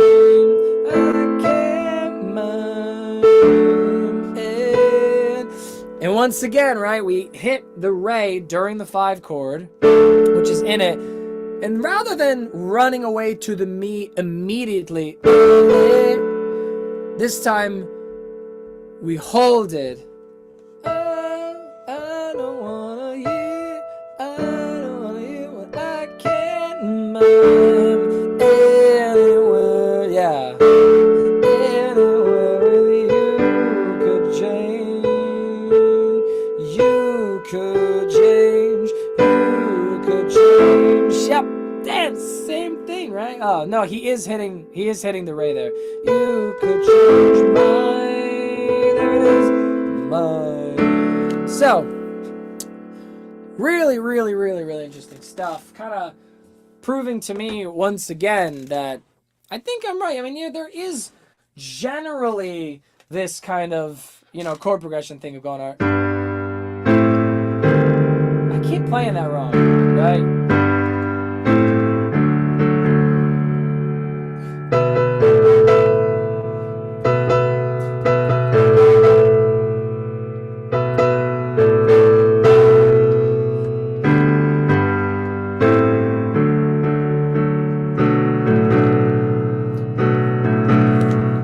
Let's not forget the fact that the bass does hit us with that 3 pretty hard. So, yeah, I'm going to say it's not really a chord progression. It still just feels like we kind of just moving from tonic, predominant, dominant, kind of back and forth. It's just tension and release very quickly, right? Side awake so early, get up in the morning, it just hurts. I don't wanna hear what I can't. I'm anywhere with you could change my mind.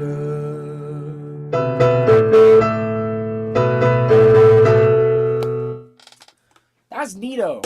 That's really neato. Something that's especially neato about, especially something that's particularly neato about it in comparison to the verse is the verse, again, was this nice long contour, right? These longer phrases. We were holding the chords for longer. There was more chords in a progression. And this loop, you know, whether it be a chord progression or not, or kind of just a modal throwing riffs at each other situation, it's so much faster, right? You hold the chords for long or shorter periods of times if there are chords, but each moment is much shorter. And it's also more asymmetrical, right? We kind of do like this chord, chords 1 and 2 at half the speed. Then again, are we even really doing that? Because we then immediately hit that, right?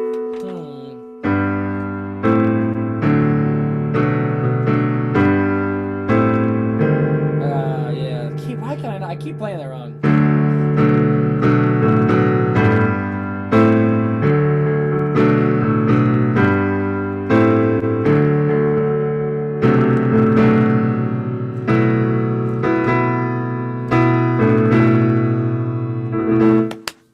Because that's a little riffy kind of thing, you know. It's generally ish like a 5 chord with the 3 in the, which would actually be. It's kind of a little bit. It's kind of a little bit of a 3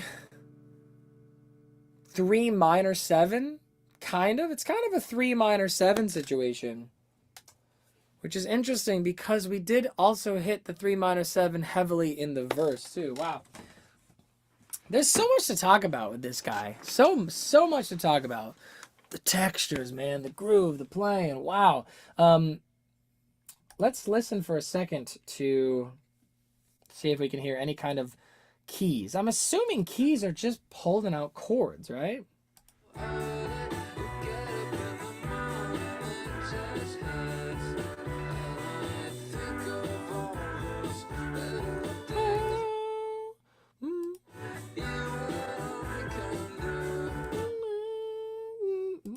Yep. I'm just hearing downbeat. I'm hearing just downbeat chords in Jeff's part. Interesting.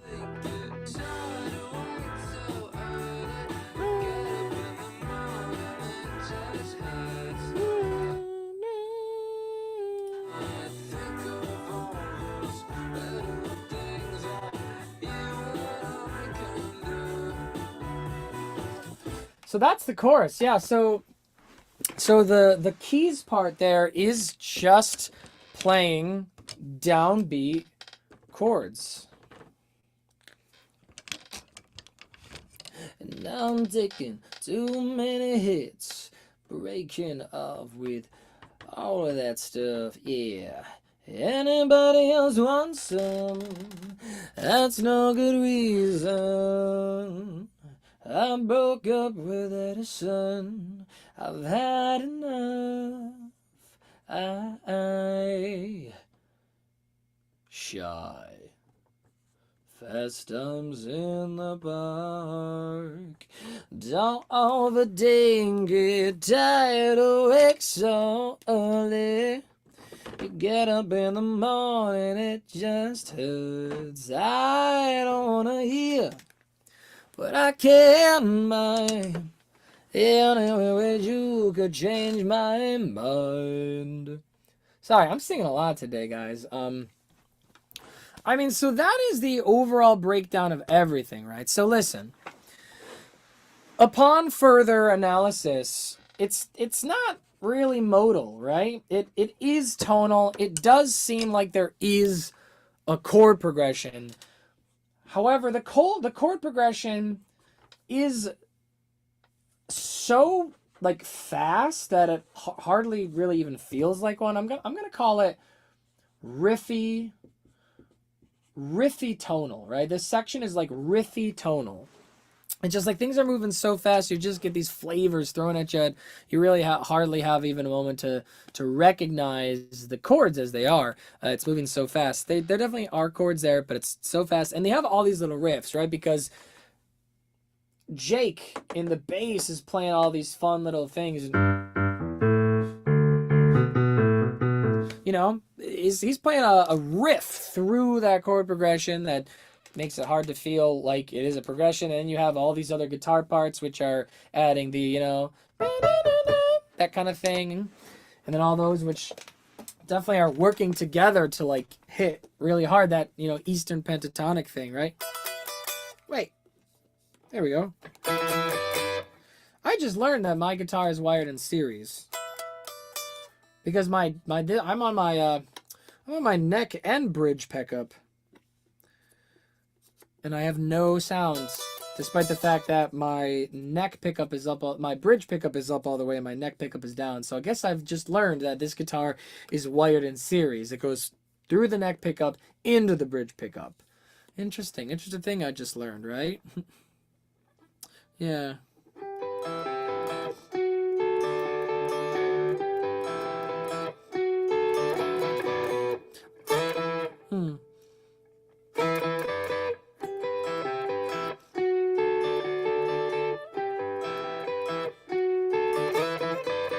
Yeah, and then the other part, yeah.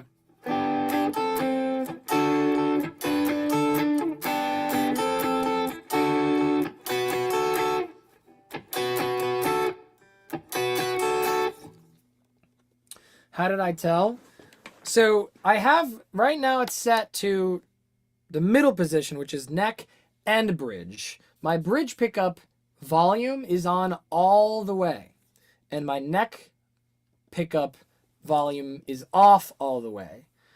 So if it's wired in parallel, I should get only the bridge pickup, and I get nothing.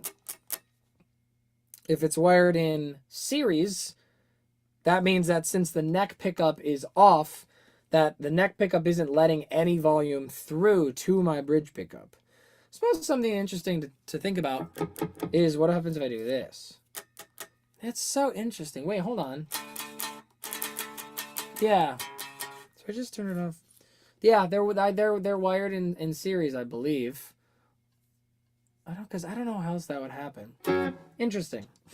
I don't think it's just that. Because, well, there might be some, you know, I don't know. I could be wrong about it, right? Because if I'm right, if it's true that it's wired in series. No, it's wired in series. It's not wired in parallel. If it was wired in parallel, then it would get volume out of one of these when they're off. Yeah, series because of that. Fascinating. That's a fun little thing there for you. Yeah, very interesting wiring decision. I agree. Okay, so in general, it seems like the chorus, if there is a chorus progression, which again it's a kind of a riffy tonal thing, it goes really quickly. 1, 2, 5, 3, 7. It's kind of like a 1 add 6 because we have, it's kind of a 1 add 6 to a 2,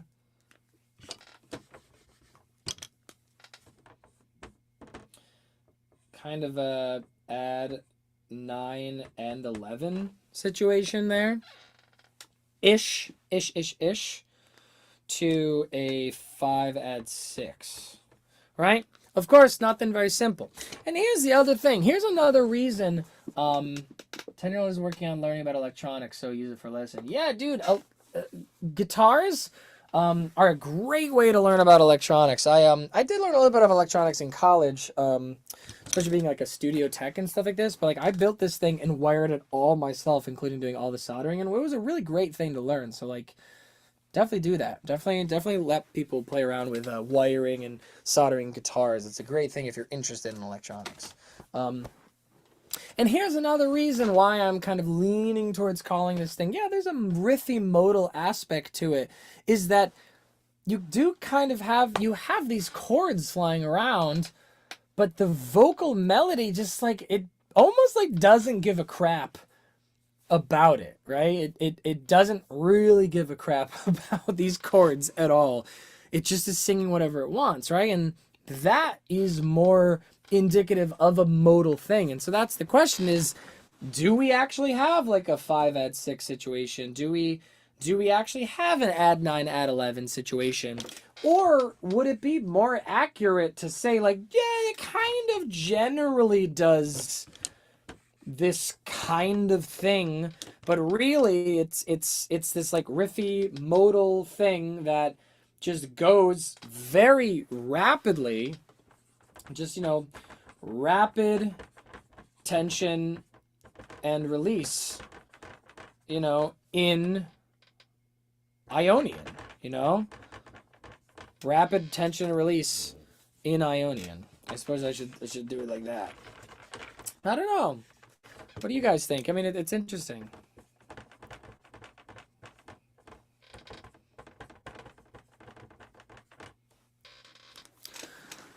I'm getting the JHS Notaclon kit, solderless but still circuitry. Yeah, the vocals do sound like not lame but casual maybe. Yeah, I agree with that. I definitely agree with that.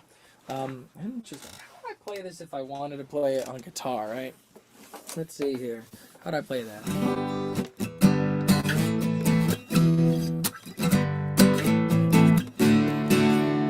Yeah, and then we go to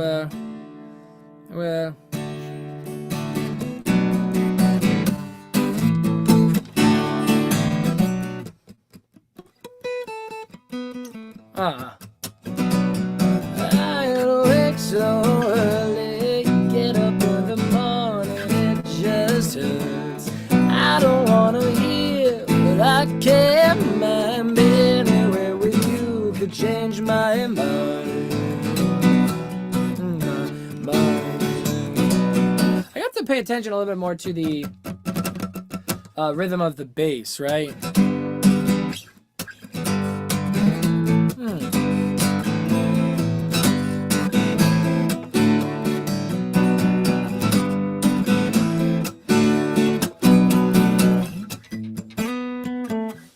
Because I think it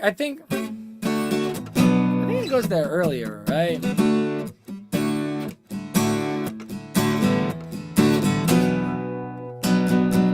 Tired awake so early, tired awake so early, get up in the morning, it just hurts. I don't wanna hear what I don't wanna hear what I can't mind.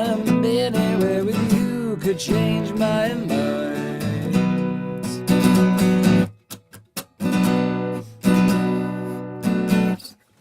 It's interesting. It's very interesting. Just moving around to this thing, playing on acoustic guitar, it almost feels like this like cowboy campfire-ish thing, right?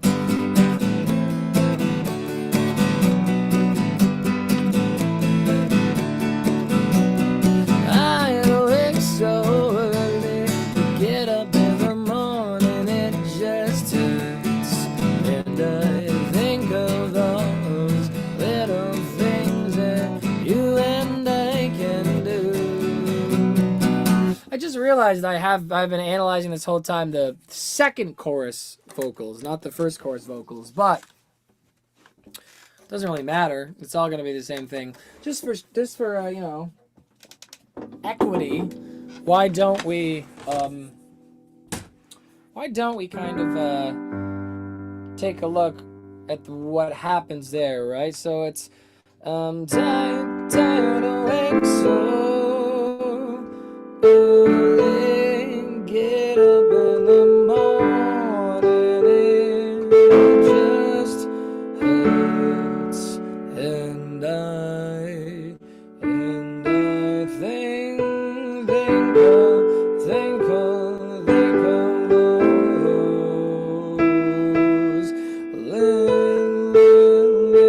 those little things that... See, that's what I'm talking about. Now we're on a fat 5 chord, and it gives us a do. He gives us a first scale degree. Little things that you and I, you and And look, he's hitting us with the third scale degree when we go to a 2 chord, right? You and I can do. And then he joins it right there with the 5 chord right there. That's so interesting. Yeah, tired awake so early, get up in the morning, it just hurts. And I think of all those little things that you and I can do. We're not going to do a whole vocal analysis like we did last time, but yeah.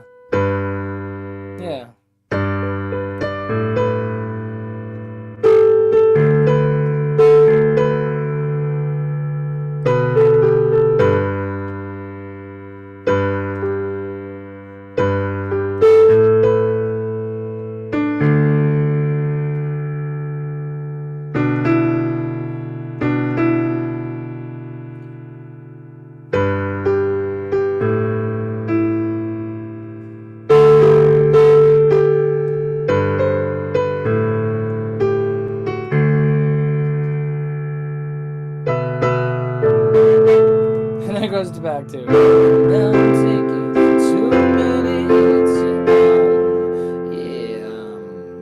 breaking up with all that stuff is anybody else wants some, and then that's no good reason. Moving on. All right, everybody. Okay, everybody. This has been quite a long time working on this chorus. How you guys liking this one so far? You learning something? This one would definitely be if we did do something that was more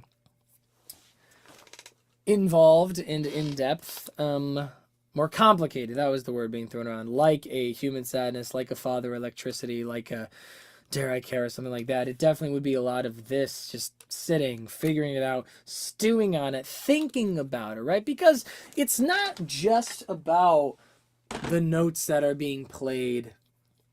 It's not just about the notes being played and what that might imply in terms of what the chords are, and is it modal, is it riffy, is it tonal? It's not just about that. Wait, sorry. I kind of did it backwards. I meant to say, it's not just about the notes that are being played by each guitar part. It's not just about what are the overall chords, if you could call it that. It is about the discussion of, is it modal, is it tonal, is it tension and release in different things. Like, it's about the rhythms and the textures of, like, you know, look at the textures here. The bass is groovy and syncopated and staccato, and the one guitars is more legato and arpeggiating and kind of moving like this, and then the fact that the other guitar is a third texture around, that's different from the other ones entirely, and then you have keys adding another fourth texture. These longer, just more like rhythmic stab type things that are like holding out and sustaining, right? This guy's sustaining, the keys are sustaining in a way that the other guys, the other textures aren't. And so, and then it's talking about how the melody just like totally skirts all of the chords and playing around there, which makes it feel this way. Like, it is these more in-depth discussions of what is really going on in this song and what's that really make it tick, that we're interested in these live streams, and this is what they would be like if we were to do all these kinds of things together. And that might ostracize some people, but I would want anybody to feel welcome, and anybody to ask a question in the chat, and I could take time to answer it. Could be fun. And also the discussion of, like, I mean, hey, the bass is really playing a loop that goes back and forth, whereas that, you know, only goes through the progression once and kind of loops with like just variations on the end, whereas the two guitars have a more of a set and concrete repetition of the first time you play it, you do it like this, and the second time you play it like this. So the contour is like 2 progressions long, as opposed to on the bass, the contour is more 1 progression long, right? And you have all these different sizes of contours with all these different textures, and then the vocals, how they change from the chorus, the first chorus to the second chorus. Like, these are the conversations that really matter, that you wouldn't get in just like, oh, it's these notes, right? It's not just about the notes, it's about what's between the notes. It's about what's really happening here to really make this song special. And I'll tell you what, the notes do help, but there's so much more here that's beyond just like the notes and the chords, right? That's why I think it is necessary for us to discuss it in this manner, right? Like, I'm not just gonna get on here and just be like, it's this and that and this and that, goodbye everybody, right? Like, no, we're gonna really be breaking down what is so great about these songs and what makes them unique, right? It is these things, the spaces between the notes, the things in the subtext implied between the lines, and the textures and the sounds and the everything, right? Hope you guys are cool with that. Hope you're on board with that. I think I'm gonna have to watch this one again. Hey, I hope you do. I hope you can get something. I hope anybody can get something out of this. Why don't we move forward a little bit? I don't, know if I have a ton more steam in me right now. I mean, God, can we talk about this for a second? We spent so long breaking down this chorus, and there's, what is it, only 16 seconds?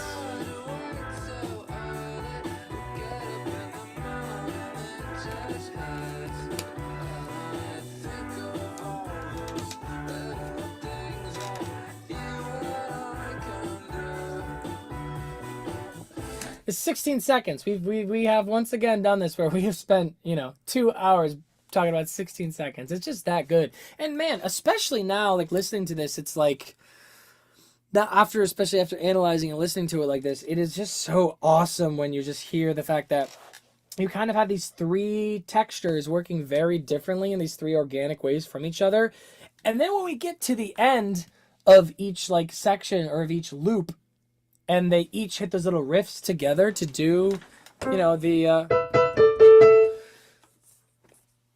it's so fascinating to just hear these entities. They're separate, doing their own things, and then when it's time, they all turn around to the camera and then, like, just do the same thing at the same time, working together. It's really, really interesting. It's like a well-oiled machine, right? They're all doing their own thing, and they come together to do the same thing at the same point, and just here, and then they immediately go back to what they were doing before. It's like, it's beautiful, man. It's really well done, really well arranged.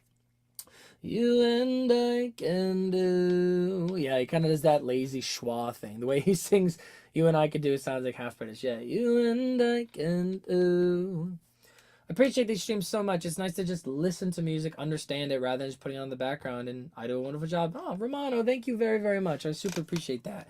And thanks to you, we might be able to get a 4th whiteboard.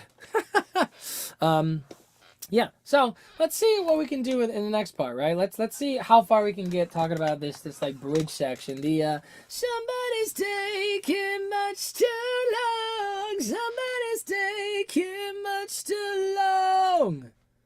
I know you want it. Oh, it's so good. All right, I gotta stop singing. We just gotta do it.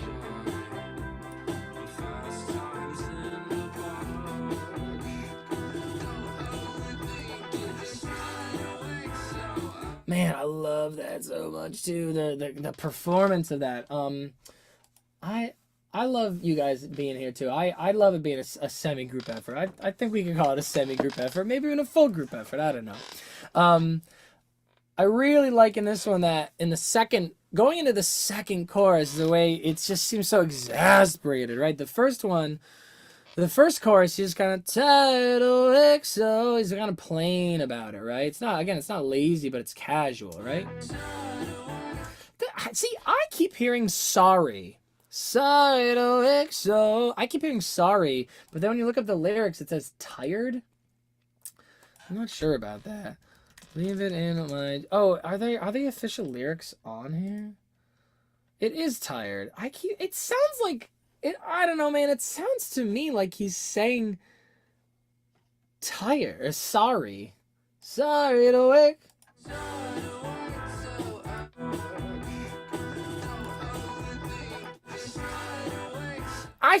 I don't think he's saying tired. I think he's saying sorry.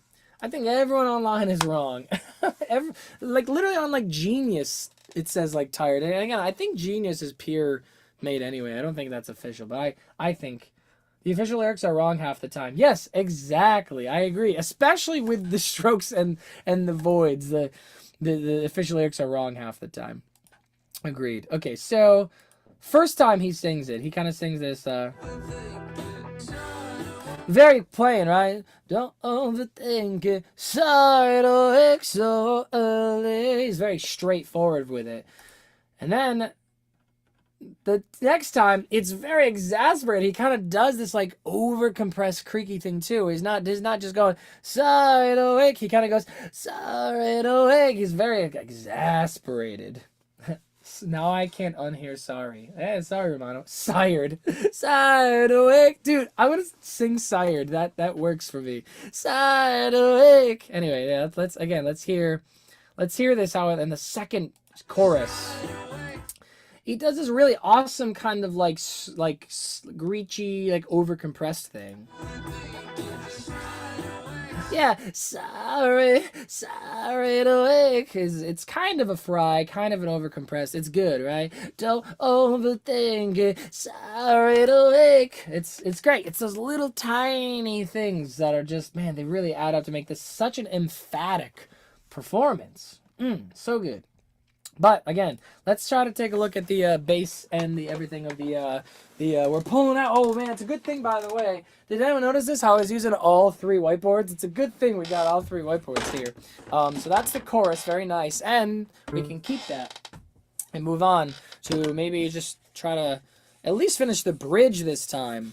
Would you guys want to talk about the guitar solo? Would you want to talk about the guitar solo, or should we just like do the bridge today and then move on to another song next time? Or are people curious about the guitar solo? Let me know in the chat, please.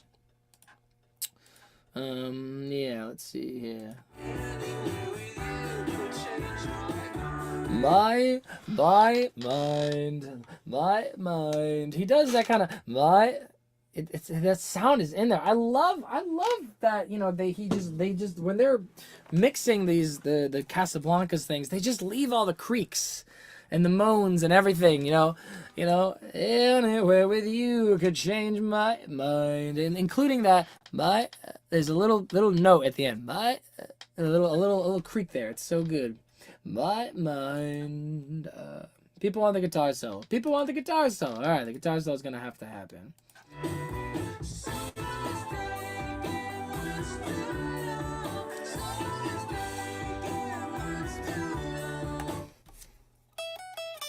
Well, I mean, we kind of already did this, right? So this is really, really, really neat-o to me. This is clearly... Right? That was the intro. And this section here in the bridge is clearly based off of this. I mean, realistically, it was probably the other way around. They probably composed the song with the bridge, and then later, like, how do we start this song? And they were like, I don't know, let's do the, let's just take that from the bridge to start the song in the intro, likely. So, again, starting with the bass, we can hear that the bass is also doing a riff, right? It's doing a riff.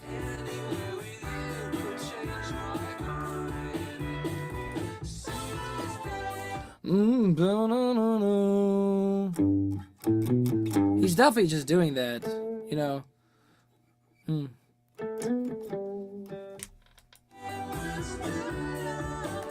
He's just doing that. That's just what the bass is playing. The bass is just playing that melody from the beginning in the bridge. That is awesome. Bridge, which we're gonna say like intro redux. Wow, geez, have I been playing Kingdom Hearts and Final Fantasy recently? Redux.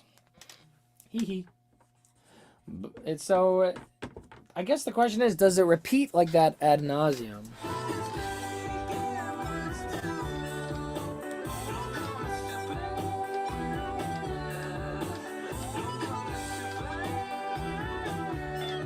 Nice. I mean, yeah, it does. It just repeats it that whole time. Have I listened to Coastal Kites?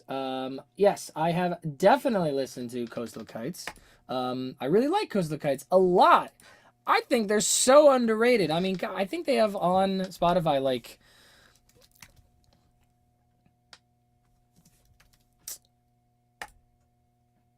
275 monthly listeners. These guys get no streams on Coastal Kites at all, which is crazy to me. Dude, what the hell? My latest single has like 16,000 on Spotify and has more than most Coastal Kites stuff. That kind of blows my mind, actually. It doesn't seem right, honestly.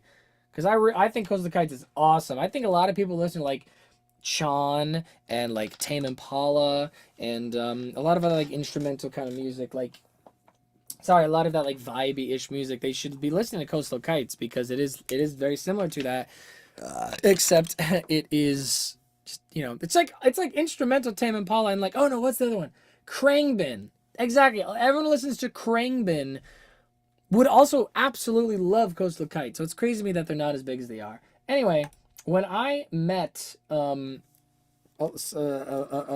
large majority of the Voidz at the Halloween show, I shook Jeff's hand and I told him that thanks for the show, it was awesome, and I gotta tell you, man, I love your work. I even love Coastal Kites. I listen to Coastal Kites and all the time.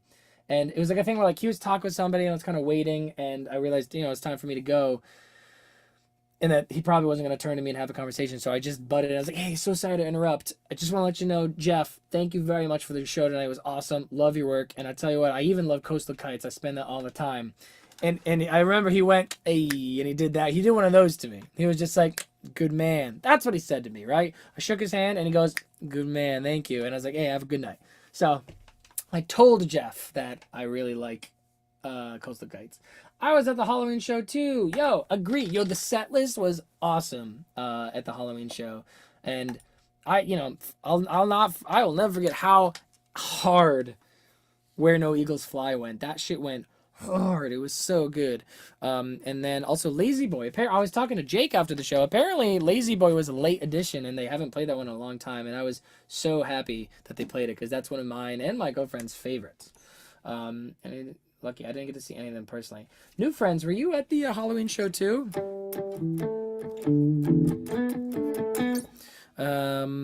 Were you? Let me know.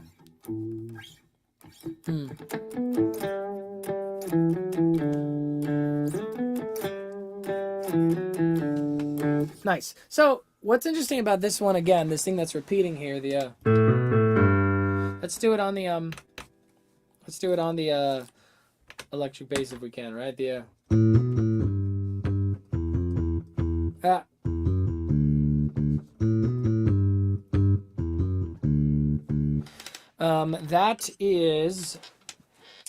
that is to re mi re do do la ti la sol sol. So we have this riff that is 2 3 2 1, and then it is 6 7 6 5, and that is a sequence, everybody. It's really interesting because it is both a real answer and a tonal answer, right? Do people know the difference? Is anyone curious about the difference between a real answer and a tonal answer? Actually, I'll say this. If you're interested in the difference between a real answer and a tonal answer, go look at my videos on Eyes of the World and about the guitar riff in Eyes of the World. That's where your answer for that is going to be. Yeah, right?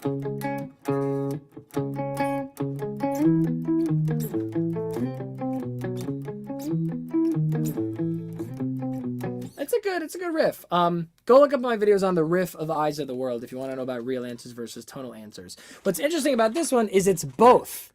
because it works in the scale that we're working with, being G major in this case. F sharp's in the chat. And then, but it also is the exact same intervals. It's a whole, we start in one place, you go a whole step up, whole step down, right? It's all whole steps. And then we do the same thing here where it's all whole steps. It's so interesting that this specific, collection of notes can be made to be a tonal answer and a real answer. Normally you'd have to like compromise a little bit on a sequence like that and have it be a little bit you have to take a half step and turn it into a, you have to take a whole step and turn it into a half step, or vice versa kind of situation. Yeah. The after party had been closed off by that one, alas. I was like, what? They closed off the after party for the final show? That is so lame. But nonetheless, I'm very happy that you were able to make it to one of the shows. All right, let's take a listen to what are some of these other parts doing, right?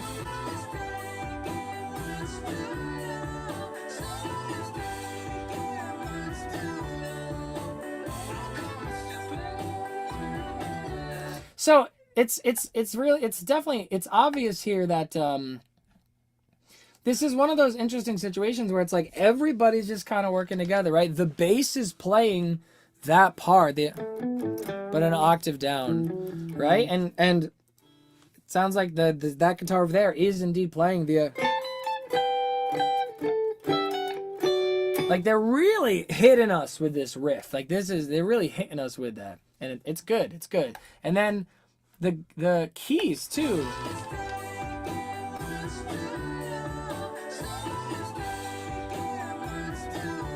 And then the same thing as well. The keys are also doing it, but he has a really interesting like glissando patch with like this like tremolo, harmonic tremolo filter thing going on. It's going. Right, so the keys are also playing this, the bass, guitar, keys, all playing this, with the keys playing it with a gliss patch, with like a tremolo situation, and then the guitar also adds the 4-3-1-7 thing underneath the bass part, right? 4-3-1-7 underneath. But they're all playing that riff. They're really hitting us with that.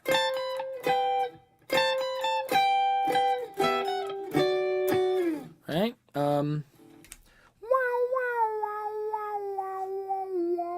Something interesting about the rhythm. Let's talk about the rhythm of that tremolo thing, right? The rhythm of that tremolo thing is clearly set to be like beating with the song like this. So it's like, you know what I mean? Like it is a contrast, a juxtaposition of the rhythm of the notes, right? The rhythm of the notes is in contrast to the rhythm of the tremolo effect. And that makes a really interesting sound, I think. It's really a fascinating sound. Yeah. You guys like Flexorcist? Yeah.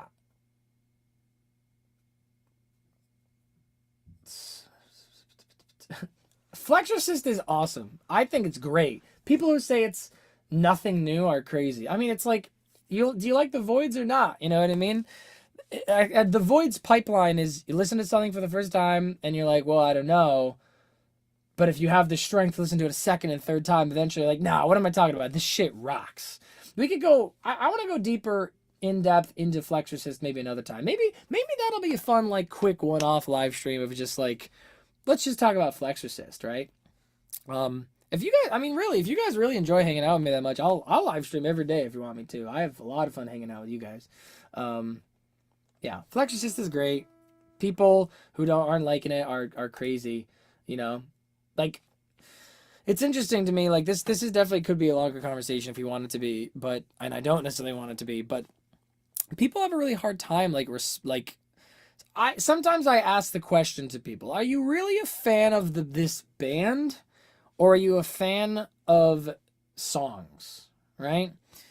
Because people are like, oh, I love the Strokes, I'm a huge Strokes fan, their first two albums are their only good albums. I'm like, oh, are you a Strokes fan, or are you a fan of Is This It and Room on Fire as albums, right? Because I think if you're a fan of an artist or a fan of a band, it means you're a fan of their development and their whims and their artistic journey and seeing where they want to go and what they want to do. And I think Flexorcist is really interesting. I mean, going, after Virtue, going, Alien Crime Lord, Did My Best, Eternal Tau, Prophets of the Dragon, Flexorcist. I'm like, I don't know what the heck they're doing or where they're going. It's crazy, right? I mean, they have, that's the weird thing, right? Oh, it's nothing new, more of the same. What are you talking about? There's so many elements in here that kind of weren't even necessarily in Void stuff before. And if you're saying nothing new, more of the same, if by that you mean experimenting with interesting genre fusions, then like I guess hypothetically you could say that, but like how can you say that like experimentation gets old when that's like the whole point? You know what I mean? Like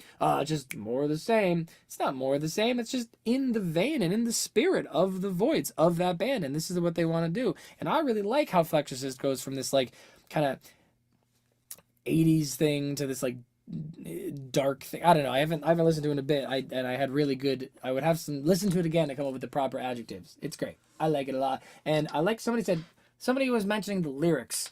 The lyrics are the lyrics are awesome. I love some of the lyrics. Friendly face in the firing squad. In the end, it's nice to know someone at a party. I mean, that's great. I also love the what is it? What is the one sassy line? You can just hear the sass in the line. It's like, you heard about it somewhere, baby. Something like that. He's just like mocking like the people who are know-it-alls. You know what I mean? Oh, what's that? Oh, you know all about this topic because you heard about it someplace, somewhere. Nice. Love that. Yeah. Why do you think it is that people need multiple listens? Because I think it's because of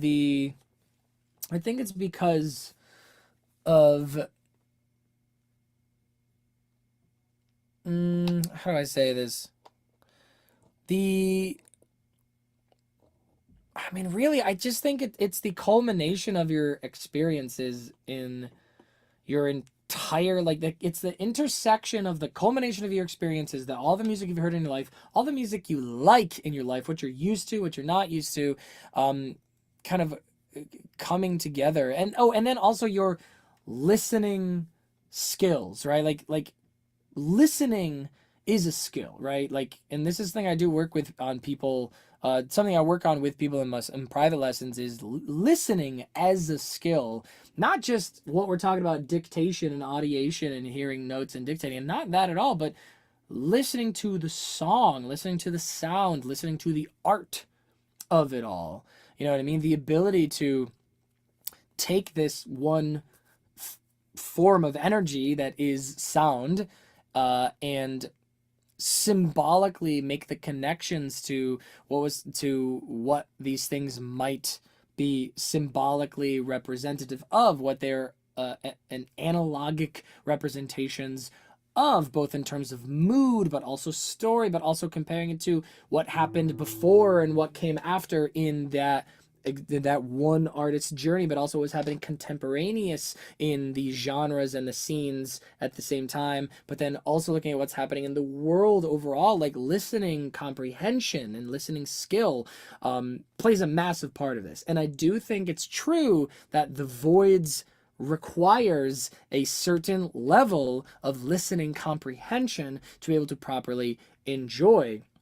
I think for people who are really dedicated to doing so, like, can achieve that listening comprehension, at least on a momentary basis with the songs of the Voidz, by listening to them more and just becoming more familiar with it, because it's really all about familiarity. And if you are familiar with strangeness and you are familiar with noise, if you're familiar with experimental music ahead of time that has nothing to do with the Voidz, then coming into the Voidz, you'd probably already be familiar with those elements that are in the Voidz music. But if you're not familiar with those elements, trying to listen to the Voidz, it will be very strange and you might not like it at first, but then upon subsequent listens, you'd become at the very least familiar with those elements in Voidz songs. That might not translate necessarily to those same elements of strangeness and experimentation and noise in other music, but it would certainly help raise that comprehension to help you move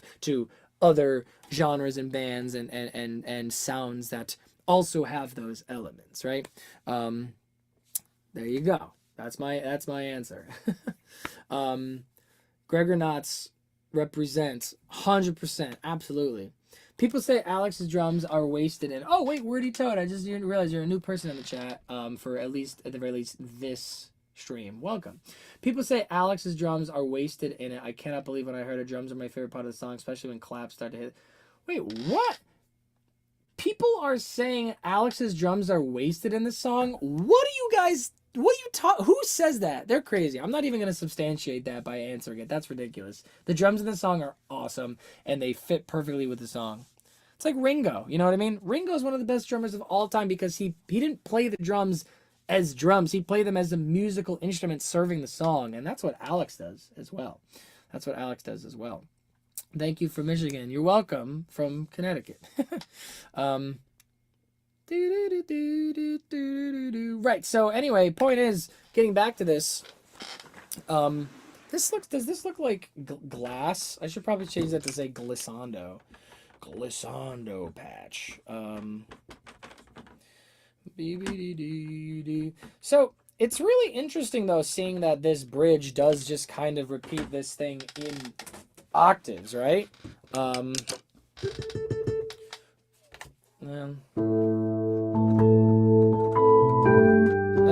not very good at this. Right?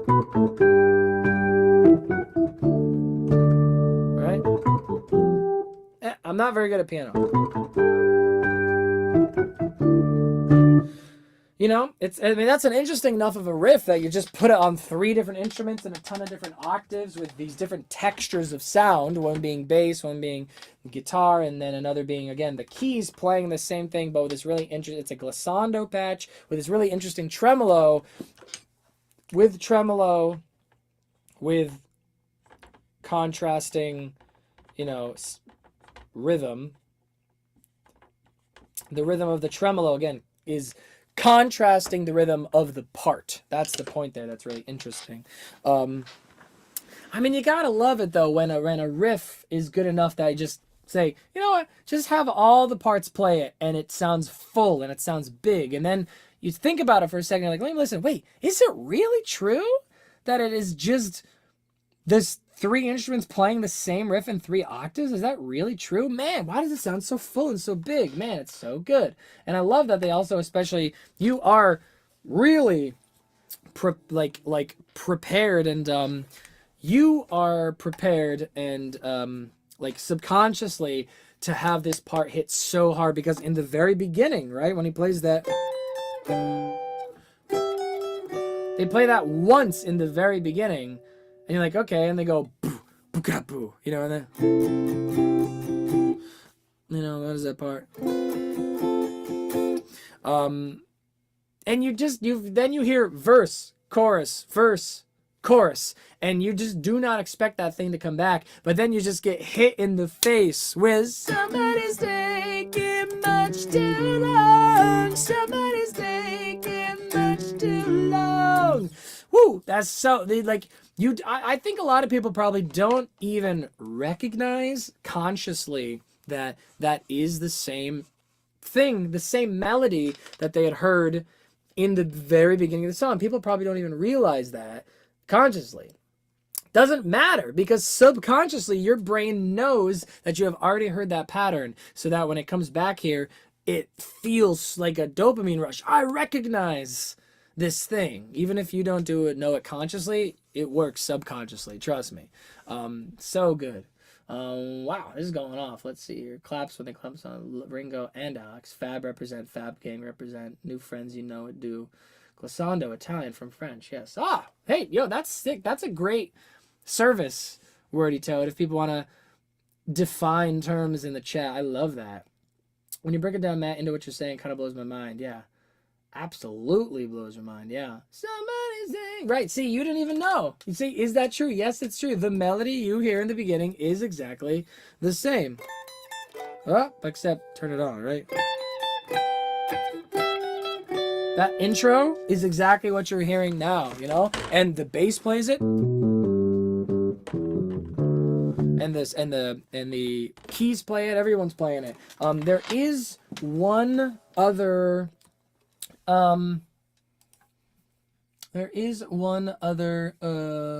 part in here, this other guitar.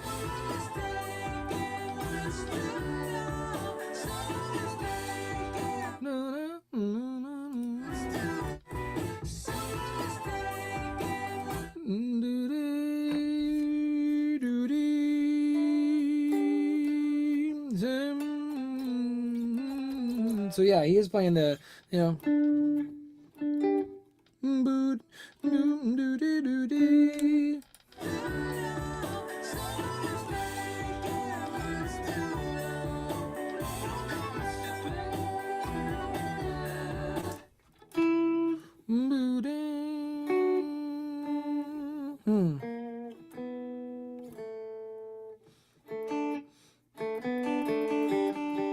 There's definitely another part. There's one other part. Re mi, re do do, la ti la sol. Correct. Great job, Wordy Toad. 100%. And again, we talked about how that's a sequence, Wordy Toad. It's a sequence, right? You have one thing, and you got one starting point, and you go up a whole step, back down to the original note, and then down a whole step, right? And then we do the same exact thing, but now starting on La. Yep. Apologize if I've already talked about it. Let the record show. Sorry to pop in late, Mr. G, catching the football game. No worries. Thanks for coming in, my friend. Okay, so let's try to figure out to see if we can hear this other part here.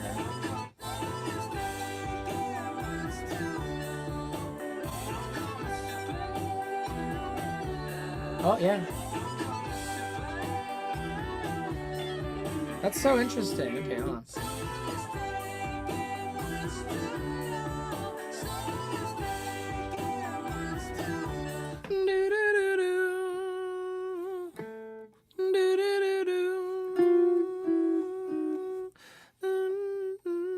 Yeah. Yeah, okay, so, yeah, actually, it sounds to me like this other chord.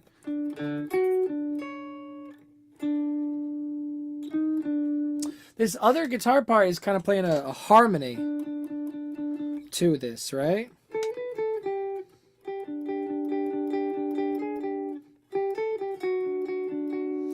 He's playing a harmony and then comes in with this pedal tone to kind of fill out the whole thing. And what's cool about it is the pedal tone they're picking is the 5th scale degree, which is gonna work because generally we have this like 1-ish thing and then this 5-ish thing. This like we talked about this, like it's kind of like a suspended gospel kind of feeling to it, right? It's like but then it does the same thing, but then over the 5 chord, right? And so when you look at that kind of situation, it's the 5th scale degree is gonna work over both of those things. And so, you know, that's why choosing that as a pedal tone for this other guitar part is gonna work really well.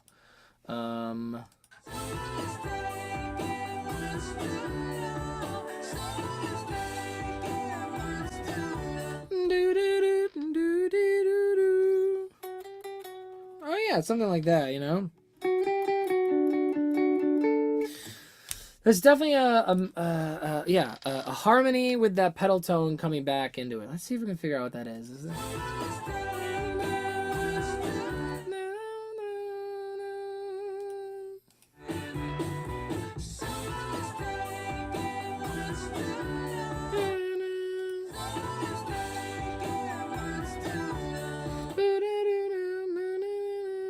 Like, is it going T, T, T, do, do, T? Or is it going do, do, re, do, T? I think it's T, T, do, do, T. I think that's what it's doing there.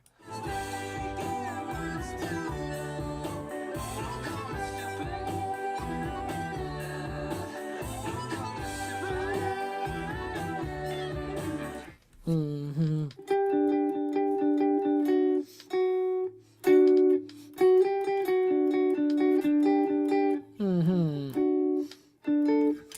What is that guy doing?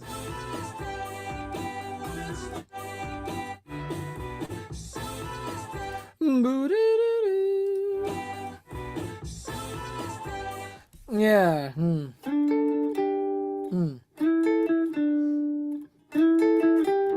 Yeah.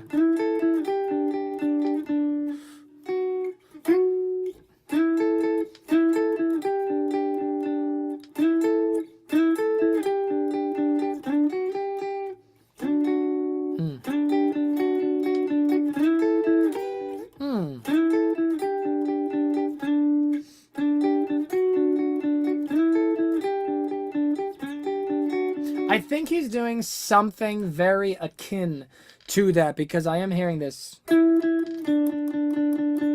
Something like that, right?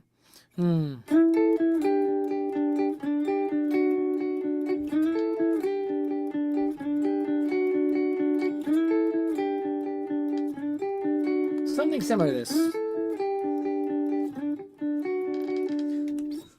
Something like that. The point is, you have these other guitars, these other parts. You have the bass, guitar, and keys all playing the same thing. So what you need is, to balance that, is another part. Guitar 2, kind of adding a different texture entirely, where it's kind of, he has a 2 down to 1 with a 6 down to 5, and then he has keeps the 5 across the whole way through. And again, that's kind of good. That kind of still works with this whole suspension resolution gospel-ish kind of thing going on. But the point is that it is a texturally, this is a harmony with a pedal point, offering it's contributing a chording texture, right? That's what it does. It contributes a chording texture. That's the thing. Even if it's not exactly playing all of those chords and all of those whatevers, that's the point, right? You have all of these things riffing their asses off, and you have another thing to balance, offering a chording, contrasting texture. That's kind of the point there, you know, connects it all. And the pedal point also helps with that connection. What do we got here? Pedal tone, I felt the whole thing physical again, it works. Yep. Sound of a moment like meeting in the bathroom. Yeah, I mean that is the it definitely does have that meet me in the bathroom thing, right? All right.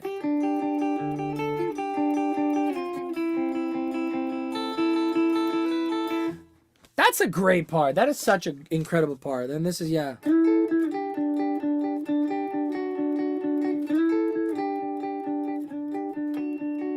Nice.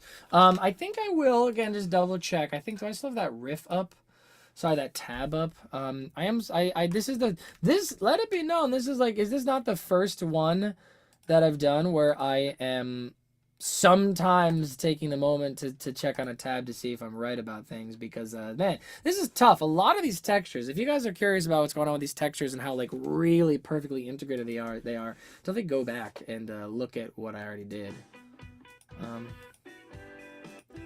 right, hit us with that bridge. Let's go.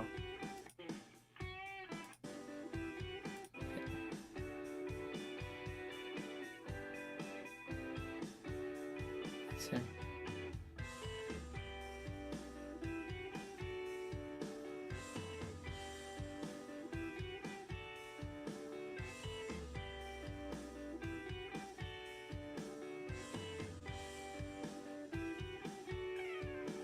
So, yeah, I mean, we had a similar thing. I keep forgetting to share my screen. So this is the same tab that we had seen, but we checked on before. This guy Taka, I don't know, go check him out. He's very nice of him to put this tab up.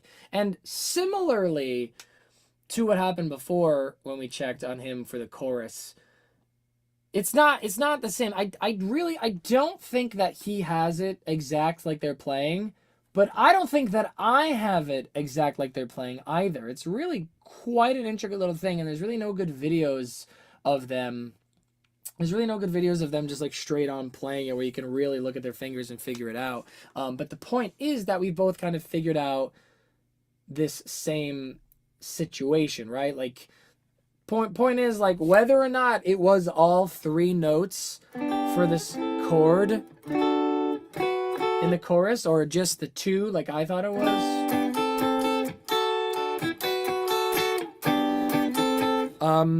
Point is, we were reaching the same conclusions and just filling in the blanks differently. You know, that's okay. That's okay. But it's just nice to corroborate and just say, yeah, this guy's got the same idea as me. He's kind of picking up the same concepts. He's filling in the blanks differently than me, but, you know, yeah.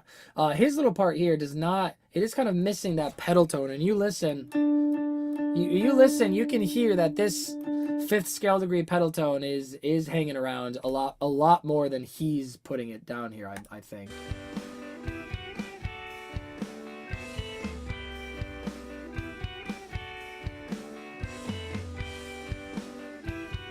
And he did find the same melody on top, right? He's found the same re, do, do, ti. Yeah, do, ti, di, do. Right. That he's finding the same melodies that I was finding. Is just kind of filling in the harmonic material differently. And that's okay. And that's just kind of what happens when you have songs like this that are just so complex. And there's the interweaving textures make it quite difficult to really figure out all exactly what is happening.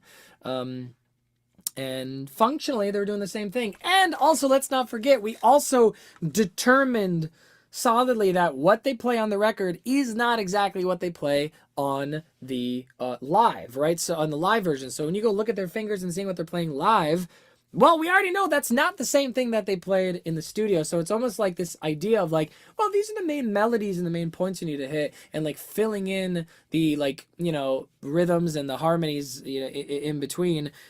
Just work out something that's functional and gets the point across, like, even if it's not exact. I mean, that's what they do, basically, right? And that's a level of, like, high-level musicianship. And then also, but then, you know what else that does is it goes to show how strong these songs are. Honestly, it goes to show you how strong these songs are, that they do that. You know what I mean? $4.99 for sharing your screen on the Zoom call. Hey, thank you so much. Everyone give F sharps in the chat for Wordy Toad. Thank you very much. It's not Jorge. It is Taka, as we were looking at. Taka, Taka. And again, you know, thank you very, very much, Wordy Toad. Thank you very much, and thank you, Romano, earlier in the chat. If you guys like what I do, appreciate it so much. If you could, you know, like, if you like what I do and you want to support me, like, subscribe, share, tell your friends, listen to my original music, take private lessons, or throw a tip on the live stream using the super thanks function. It really means a lot, guys. Thank you so much. Really means a lot. Thank you. God, I love it. F sharp in the chat. F sharps and F naturals in the chat. It's gonna depend on what song we're doing. It's funny, the verses, it's all F naturals, and then in the choruses in this part, it's all F sharps, right? We gotta love that modal mixture. So really, that's kind of the thing that's happening here, right?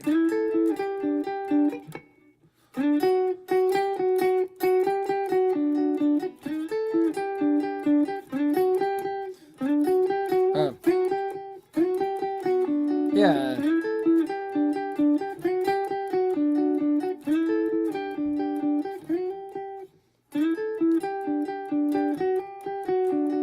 Something like that. That's the point. The point is exactly that. It's a harmony with the pedal point contributes according to texture. Let's move on. Let's figure out that melody, right? Taking much too long. Somebody's taking much too long. Let's figure that out. So that's somebody's, and we know it starts the same. Somebody's taking much too long.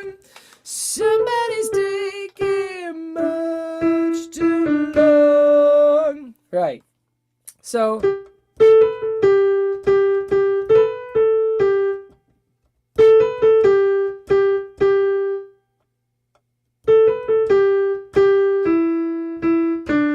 it's interesting, and I mean, it's really interesting to me that it plays with the riff for the first part. Somebody's taking much too long.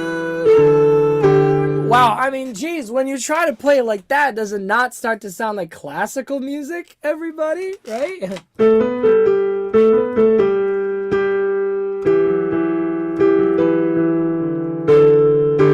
I'm not good enough at piano for this.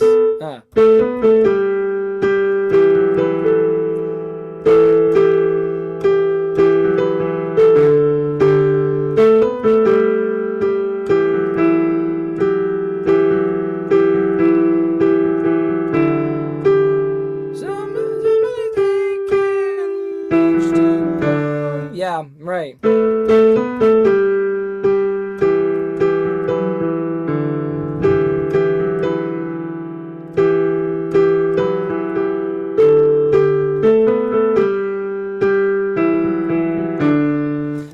Really starts to sound like classical music there, doesn't it?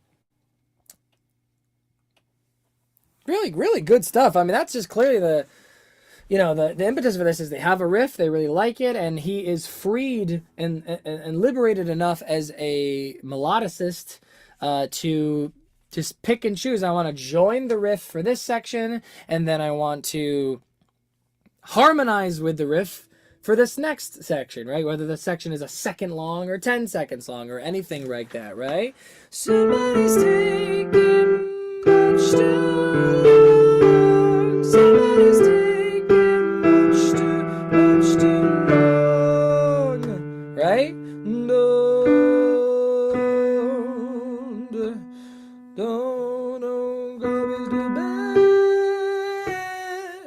Don't come is too bad. Don't come is too bad.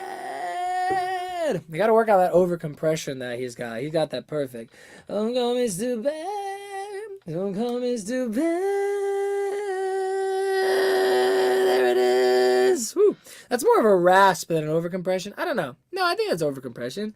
Don't come is too bad. That probably doesn't sound very good out of context, does it? Yeah, it really does. Let's do the whole thing, right? Don't come is too bad. Don't come is too bad. Don't come is too bad. I don't know exactly what it is. He does all these little variations on that melody.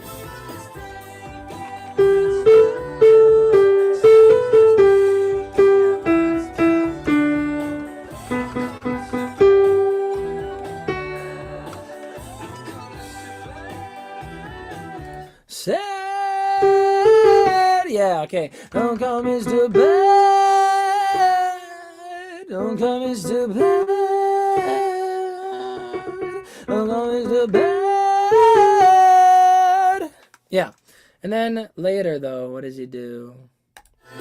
Oh, that. Yeah, I love that. I know you want it.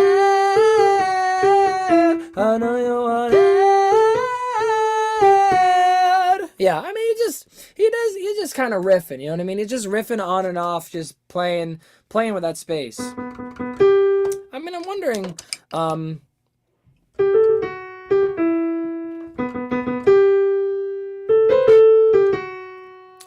that's that F sharps, man. F sharps in the chat all day long. It's so good. Me, do, ti. Oh, do, ti, re, do, ti. He's just melodicizing and riffing on it, almost like he's just improvising, you know? I mean, what is going on with that,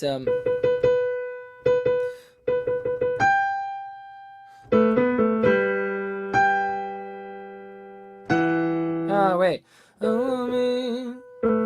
I think I'd have to, I don't know if I can play it. I think I have to play it and sing it, right? Don't call me, don't call me too bad. Don't call me too bad. Oh yeah, he holds on to it just like the lower note up top. He holds on to that do across there, right? Don't go me, no go. I think he's just hitting the B right there, right? Don't go me do bad. Yeah, it's just clashing a little bit with the riff there, but don't go me do bad. Don't go me do bad. It's just all counter melodies and all harmonies and all things kind of fuging around based off of this main riff, right? Right? Somebody's taking much too long. Somebody's taking much too long. Don't go me too bad. Ooh, I got it good on that one. Don't go me too bad. Adding that little thing there. Yeah. I mean, that's really all that's happening there. Is the vocals are harmonizing and counterpointing and just jumping on and off. I'm going to jump on the riff for a second, and I'm going to jump off it and harmonize with it. I'm going to jump on it with a riff, and then jump off it and just do a totally different thing. Like, it's just, it really just kind of feels like that riff underneath is just a platform for him to play with and play off of and play onto. You know what I mean? And again, we kind of actually started this entire live stream. Somebody asked, like, how do I get better at more consistent at singing the high notes on here? And I was talking about how it's the mix. It's that M1 mix. He's not belting it. He's not going, he's not belting somebody's day. He's not doing that. You know what I mean? He's going, somebody's day, somebody's taking much too long. He's mixing up there, right? And he's got a really strong mix. And it's a fascinating thing to see him develop his vocal technique across time, because like it really started to develop on Angles that came out, and you really start to hear him mixing, right? Like on Taken for a Fool and stuff like that, and then comes out So Strong and Come Down Machine, and then boom, now that's kind of a thing that he's like really phenomenal at, just hitting those mixes, you know what I mean? And then you look at it live, it's crazy, it's good, it's awesome. That's a big part of why this is so compelling, is because of his vocal tone and his vocal performance. And it's just so rare you hear a male vocalist just put it up there so strong. You're like, I mean, it's not rare to hear male vocalists mix, but it's rare to hear them mix in this style, right? This kind of like alternative rock style. Most of the time it's like it's either belting or growling or like just singing lower and more sultry. And to begin with, you just rarely get people coming in here going, I waited for you. I waited for you. You just don't really have that too much. It's awesome. This kind of croony mixy thing. Yeah. Let's see here. Compression moment. Sometimes I feel like Julian sort of over-exaggerates how he sings in the modern Voidz songs. It makes sense. Sounds like sort of performative. I agree. I mean, it's very performative. It's you could even say it's theatrical, right? I would say you could say it's theatrical. He embraces what voices can do, and for that love. Right, great point. Don't go me too bad. I don't think he's doing that passaggio raspy thing. I think he is doing "Don't come is too bad." I think he falls back into an overcompression, into croakiness, into a rasp. Yeah. Anyway, it's very vulnerable. I agree. Matt, that's what's up. Your videos help me a lot. I don't know how many times I watched the How to Sound Like the Strokes shorts. You helped me get the automatic stop tone for a TikTok cover. Hell yeah. Didn't get it to my best. That's all right, man. My guitar not broken is, oh no. Yes, my friends. I'm glad we're all in agreement here, right? Yeah. He's very theatrical, very performative. And we talked a little bit about that too earlier, where it's like the first time he sings the sorry to wake so early. He's very playing with it. Sorry to wake so early.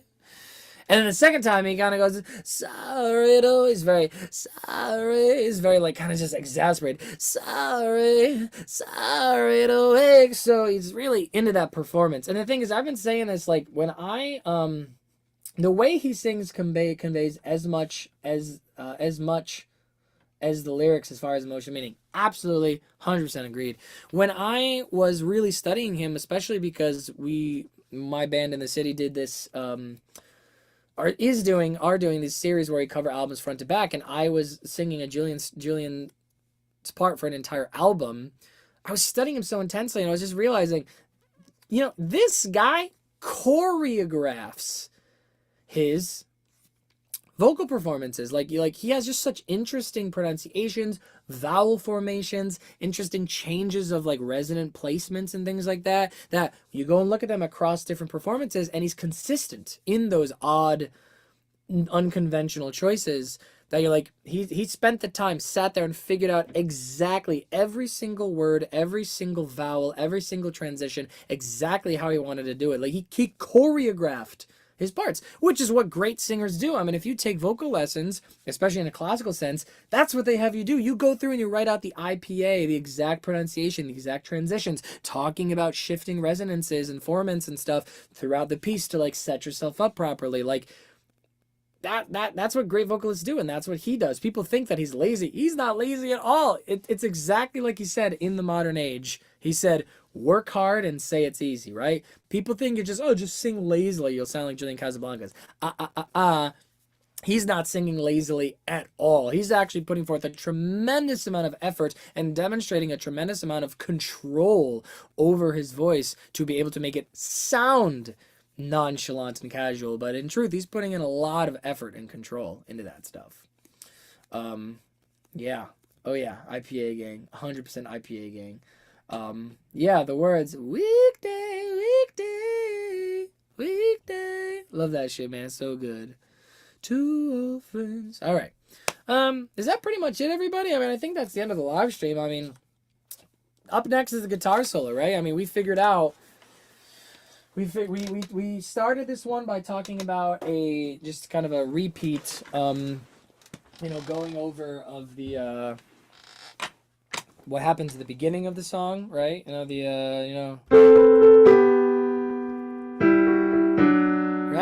Then we went over the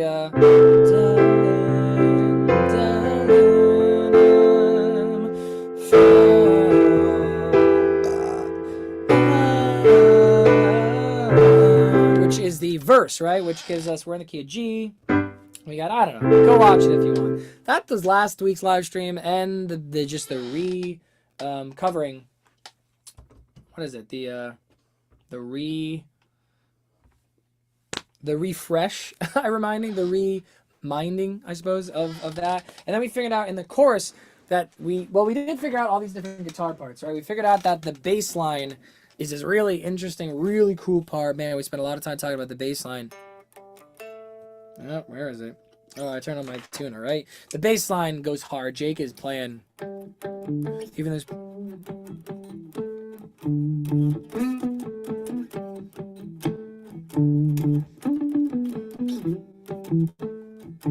Man.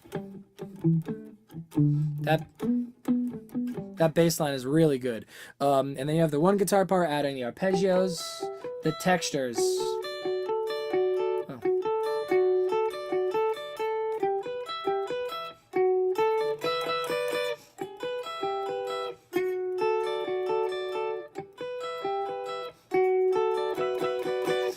And then arpeggios and like longer legato textures, and then you have the other guitar part kind of doing this like lifting kind of like riffy counter melody situation, right?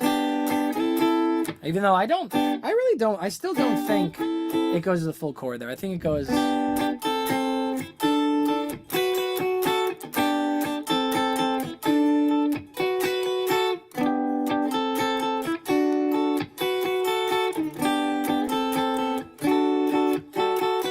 Something like that. And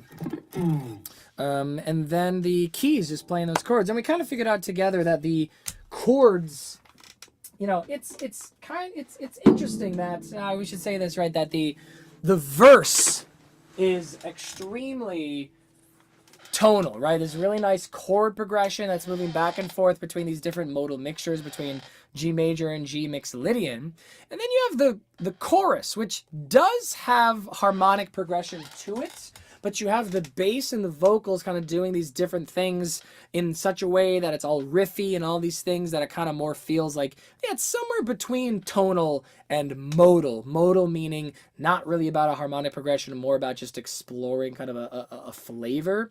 And it's kind of somewhere between those two. And then you get to the bridge, which is all about riffs, right? It's kind of this interesting thing of, look at the contrast between these sections. One is very tonal, one is kind of between tonal and modal, and then one is just heavily riff based. That contrast between sections is amazing, as well as just like the harmonic rhythm of like the general speed of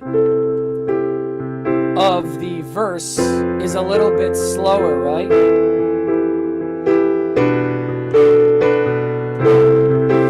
And then when you get to the chorus, everything, boo, gets way faster and the contours get shorter, right? We're not holding out chords as long anymore. We're moving through things much faster. We're hopping around a lot more, right? Tired awake so early, you get up in the morning, it just hurts. And I think of all those little things that you and I can do. And there's we love that little thing where it all comes together, the textures. We covered a lot this time. If you didn't see everything, definitely go back and look at some of that really fascinating stuff. But especially because, man, the way the melody works against those chords is really awesome, right? Tired awake so early, you get up in the morning, it just hurts. And I think of all those little things that you and I can do.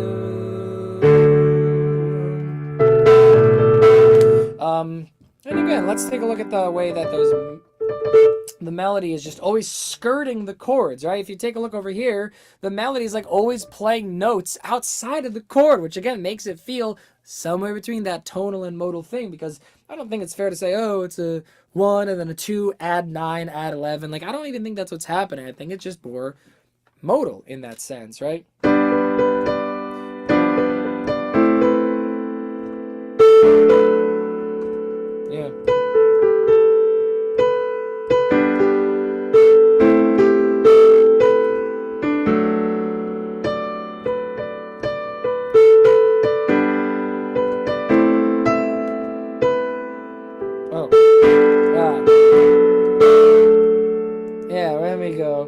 And then we go in.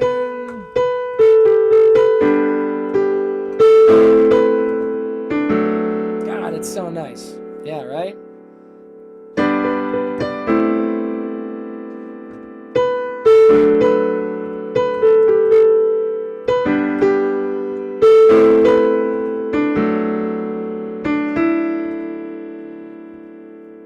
And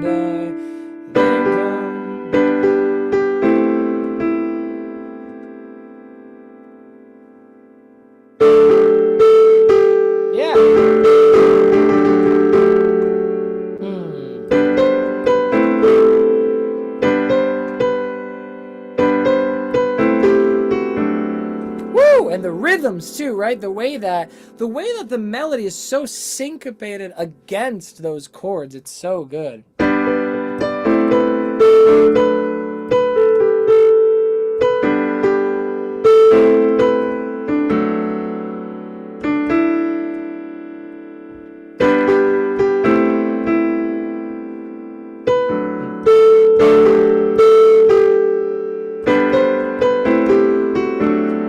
That's so good, man. And then you also get the second one that goes.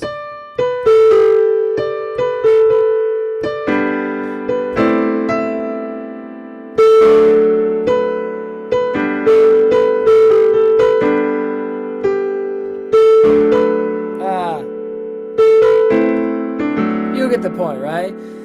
Anywhere with you could change my mind. That stuff. It's really good.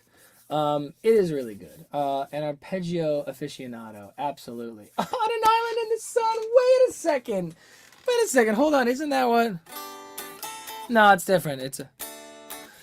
Okay, yeah, no, it's different. It's different enough. I used to know Island in the Sun. You know, I was a kid first learning, and I know it's just different enough that I'm like, I don't think that's what it is. I could be wrong though. I don't know. I could be wrong. What am I saying? I've been thinking it sounds like Island in the Sun the whole time. Wait, really? Total sauce. Thanks for everything, Mr. G. Wow. It's Island in the Sun. You know what? Let's do this. Let me look up an Island in the Sun tab really quick.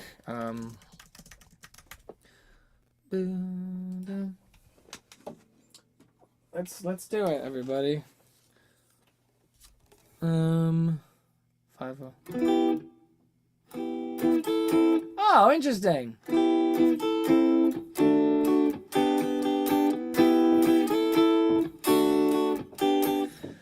Shit, dude. It is similar, right? So in this we have G to yeah, we got G to A minor, or 1 to 2, and then we have right to the 5 chord, which is exactly what this kind of does a this is so this is 1 2 5, and that kind of does this 3 7, and then Island in the Sun goes 6 2 5 1. So you know what? There absolutely is a similarity, right? Yeah. Hip. Ah. Hip.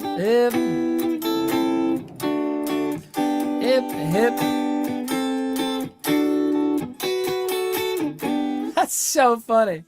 Oh man. How does it go? On an island in the sun, we'll be playing, having fun. All the things that come to you, and I wanna feel them too. I wanna feel them tired awake so early. You get up in the morning, it just hurts. I don't wanna hear what I can't mind. Anywhere with you could change my mind. Yeah, okay, I see it. It is absolutely similar enough. Oh man, that's absolutely hilarious. Good job, everybody. I didn't even hear that one. Hip. Is this the new Disney theme moment? I don't think it's as good as the Disney theme moment. Now we get Ray Bull to do the mashup. I love that. Someone get Ray Bull on this. That's awesome.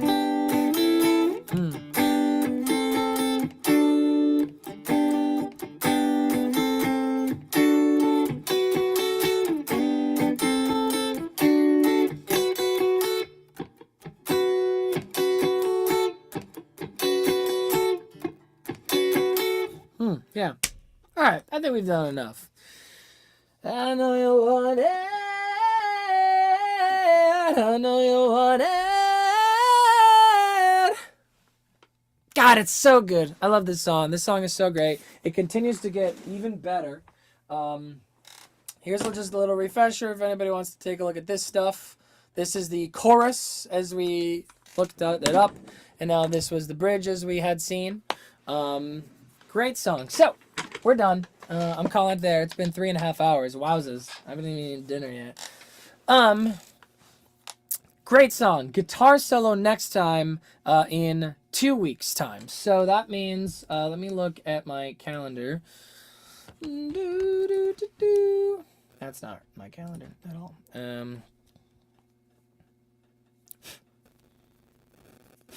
2 weeks. Monday, January 22nd.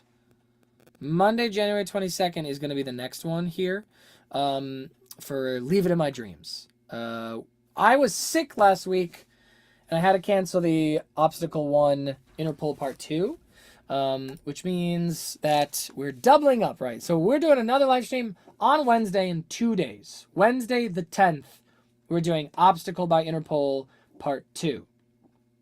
And then immediately following after, right? So January 10th, Obstacle 1 Interpol Part 2.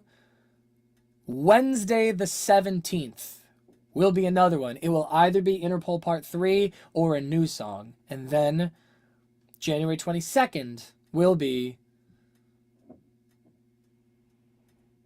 Part 3 guitar solo of Leave It in My Dreams. All right?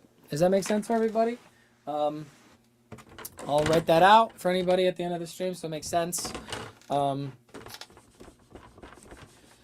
We still are going to be doing our alternating Mondays and Wednesdays, so at least once a week for these live streams. I just had to skip last week because I was sick, and we're going to make that up this week. So, Wednesday, January 10th.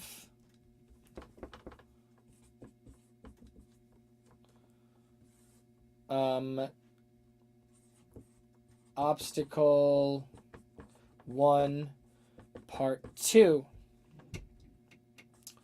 Wednesday, January... Is that the 17th? Let me just double check I'm not doing this wrong. 17th. Obstacle 1 Part 3 or other. Depending on if we finish Obstacle 1 this Wednesday. And then we're back to our regular alternating schedule.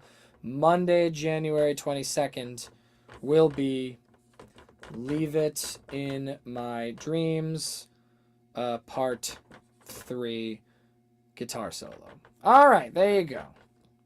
And then after that, we're on our regular every other Monday and every other Wednesday. Sound good, everybody? Thank you. My girl, it is me, girlfriend, joining to chat to remind Maddie of his own plans. What plans? What plans do I have, girlfriend? You have to tell me. And get up in the morning, it just hurts. Yeah, we're done. I guess I'll go talk to my girlfriend now because she's telling me that I need to, do something. He hasn't checked yet. Checked what? All right, I need to go so I can talk. My girlfriend is playing tricks on me. She's playing games on me.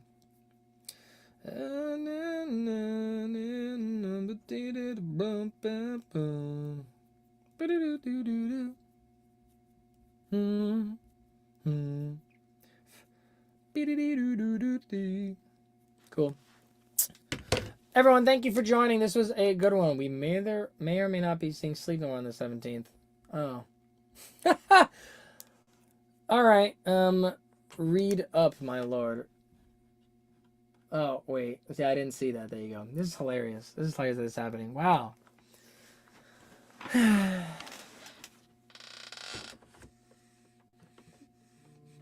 That's not happening. I know. I know. I see you. I see you, Alex. I'm on the phone with you on the chat. Or on the live stream. Okay, so the lag up here is insane. No, it's like 30-second lag. Yeah, it's a lot. You have not picked up the phone yet from what I can see. No, I know. It's like a 30-second lag. It's a lot. But, latency. We call that in the biz. I'm trying to call you because I said my first message in the chat was that you're busy on the 17th, but then you didn't scroll up to read that, so you're like, whoa, what's going on? She's so mysterious. Should I do it on... Alright, everyone else in the chat. Should I do Obstacle 1 Part 3 on Tuesday, January 16th? Or should I do it on Thursday, January 18th? You guys let me know, alright? I will post a poll about it, alright? We'll post a poll about it. Okay, everyone. Thank you so much for coming. I hope you had fun. Hope you learned something. Let me know if you have any questions. If you want to support what I do, you can like, subscribe, share, all that stuff. I got one on the 16th. That's pretty good. Like, subscribe, share, check out my original music on Spotify and YouTube and everywhere else. I offer private lessons, and if you want, you can leave me a tip on the stream with super thanks. So appreciate it so much, guys. Thank you very much. I will see you in just 2 days for another live stream if anyone is also joining. Thank you, everybody. Bye bye.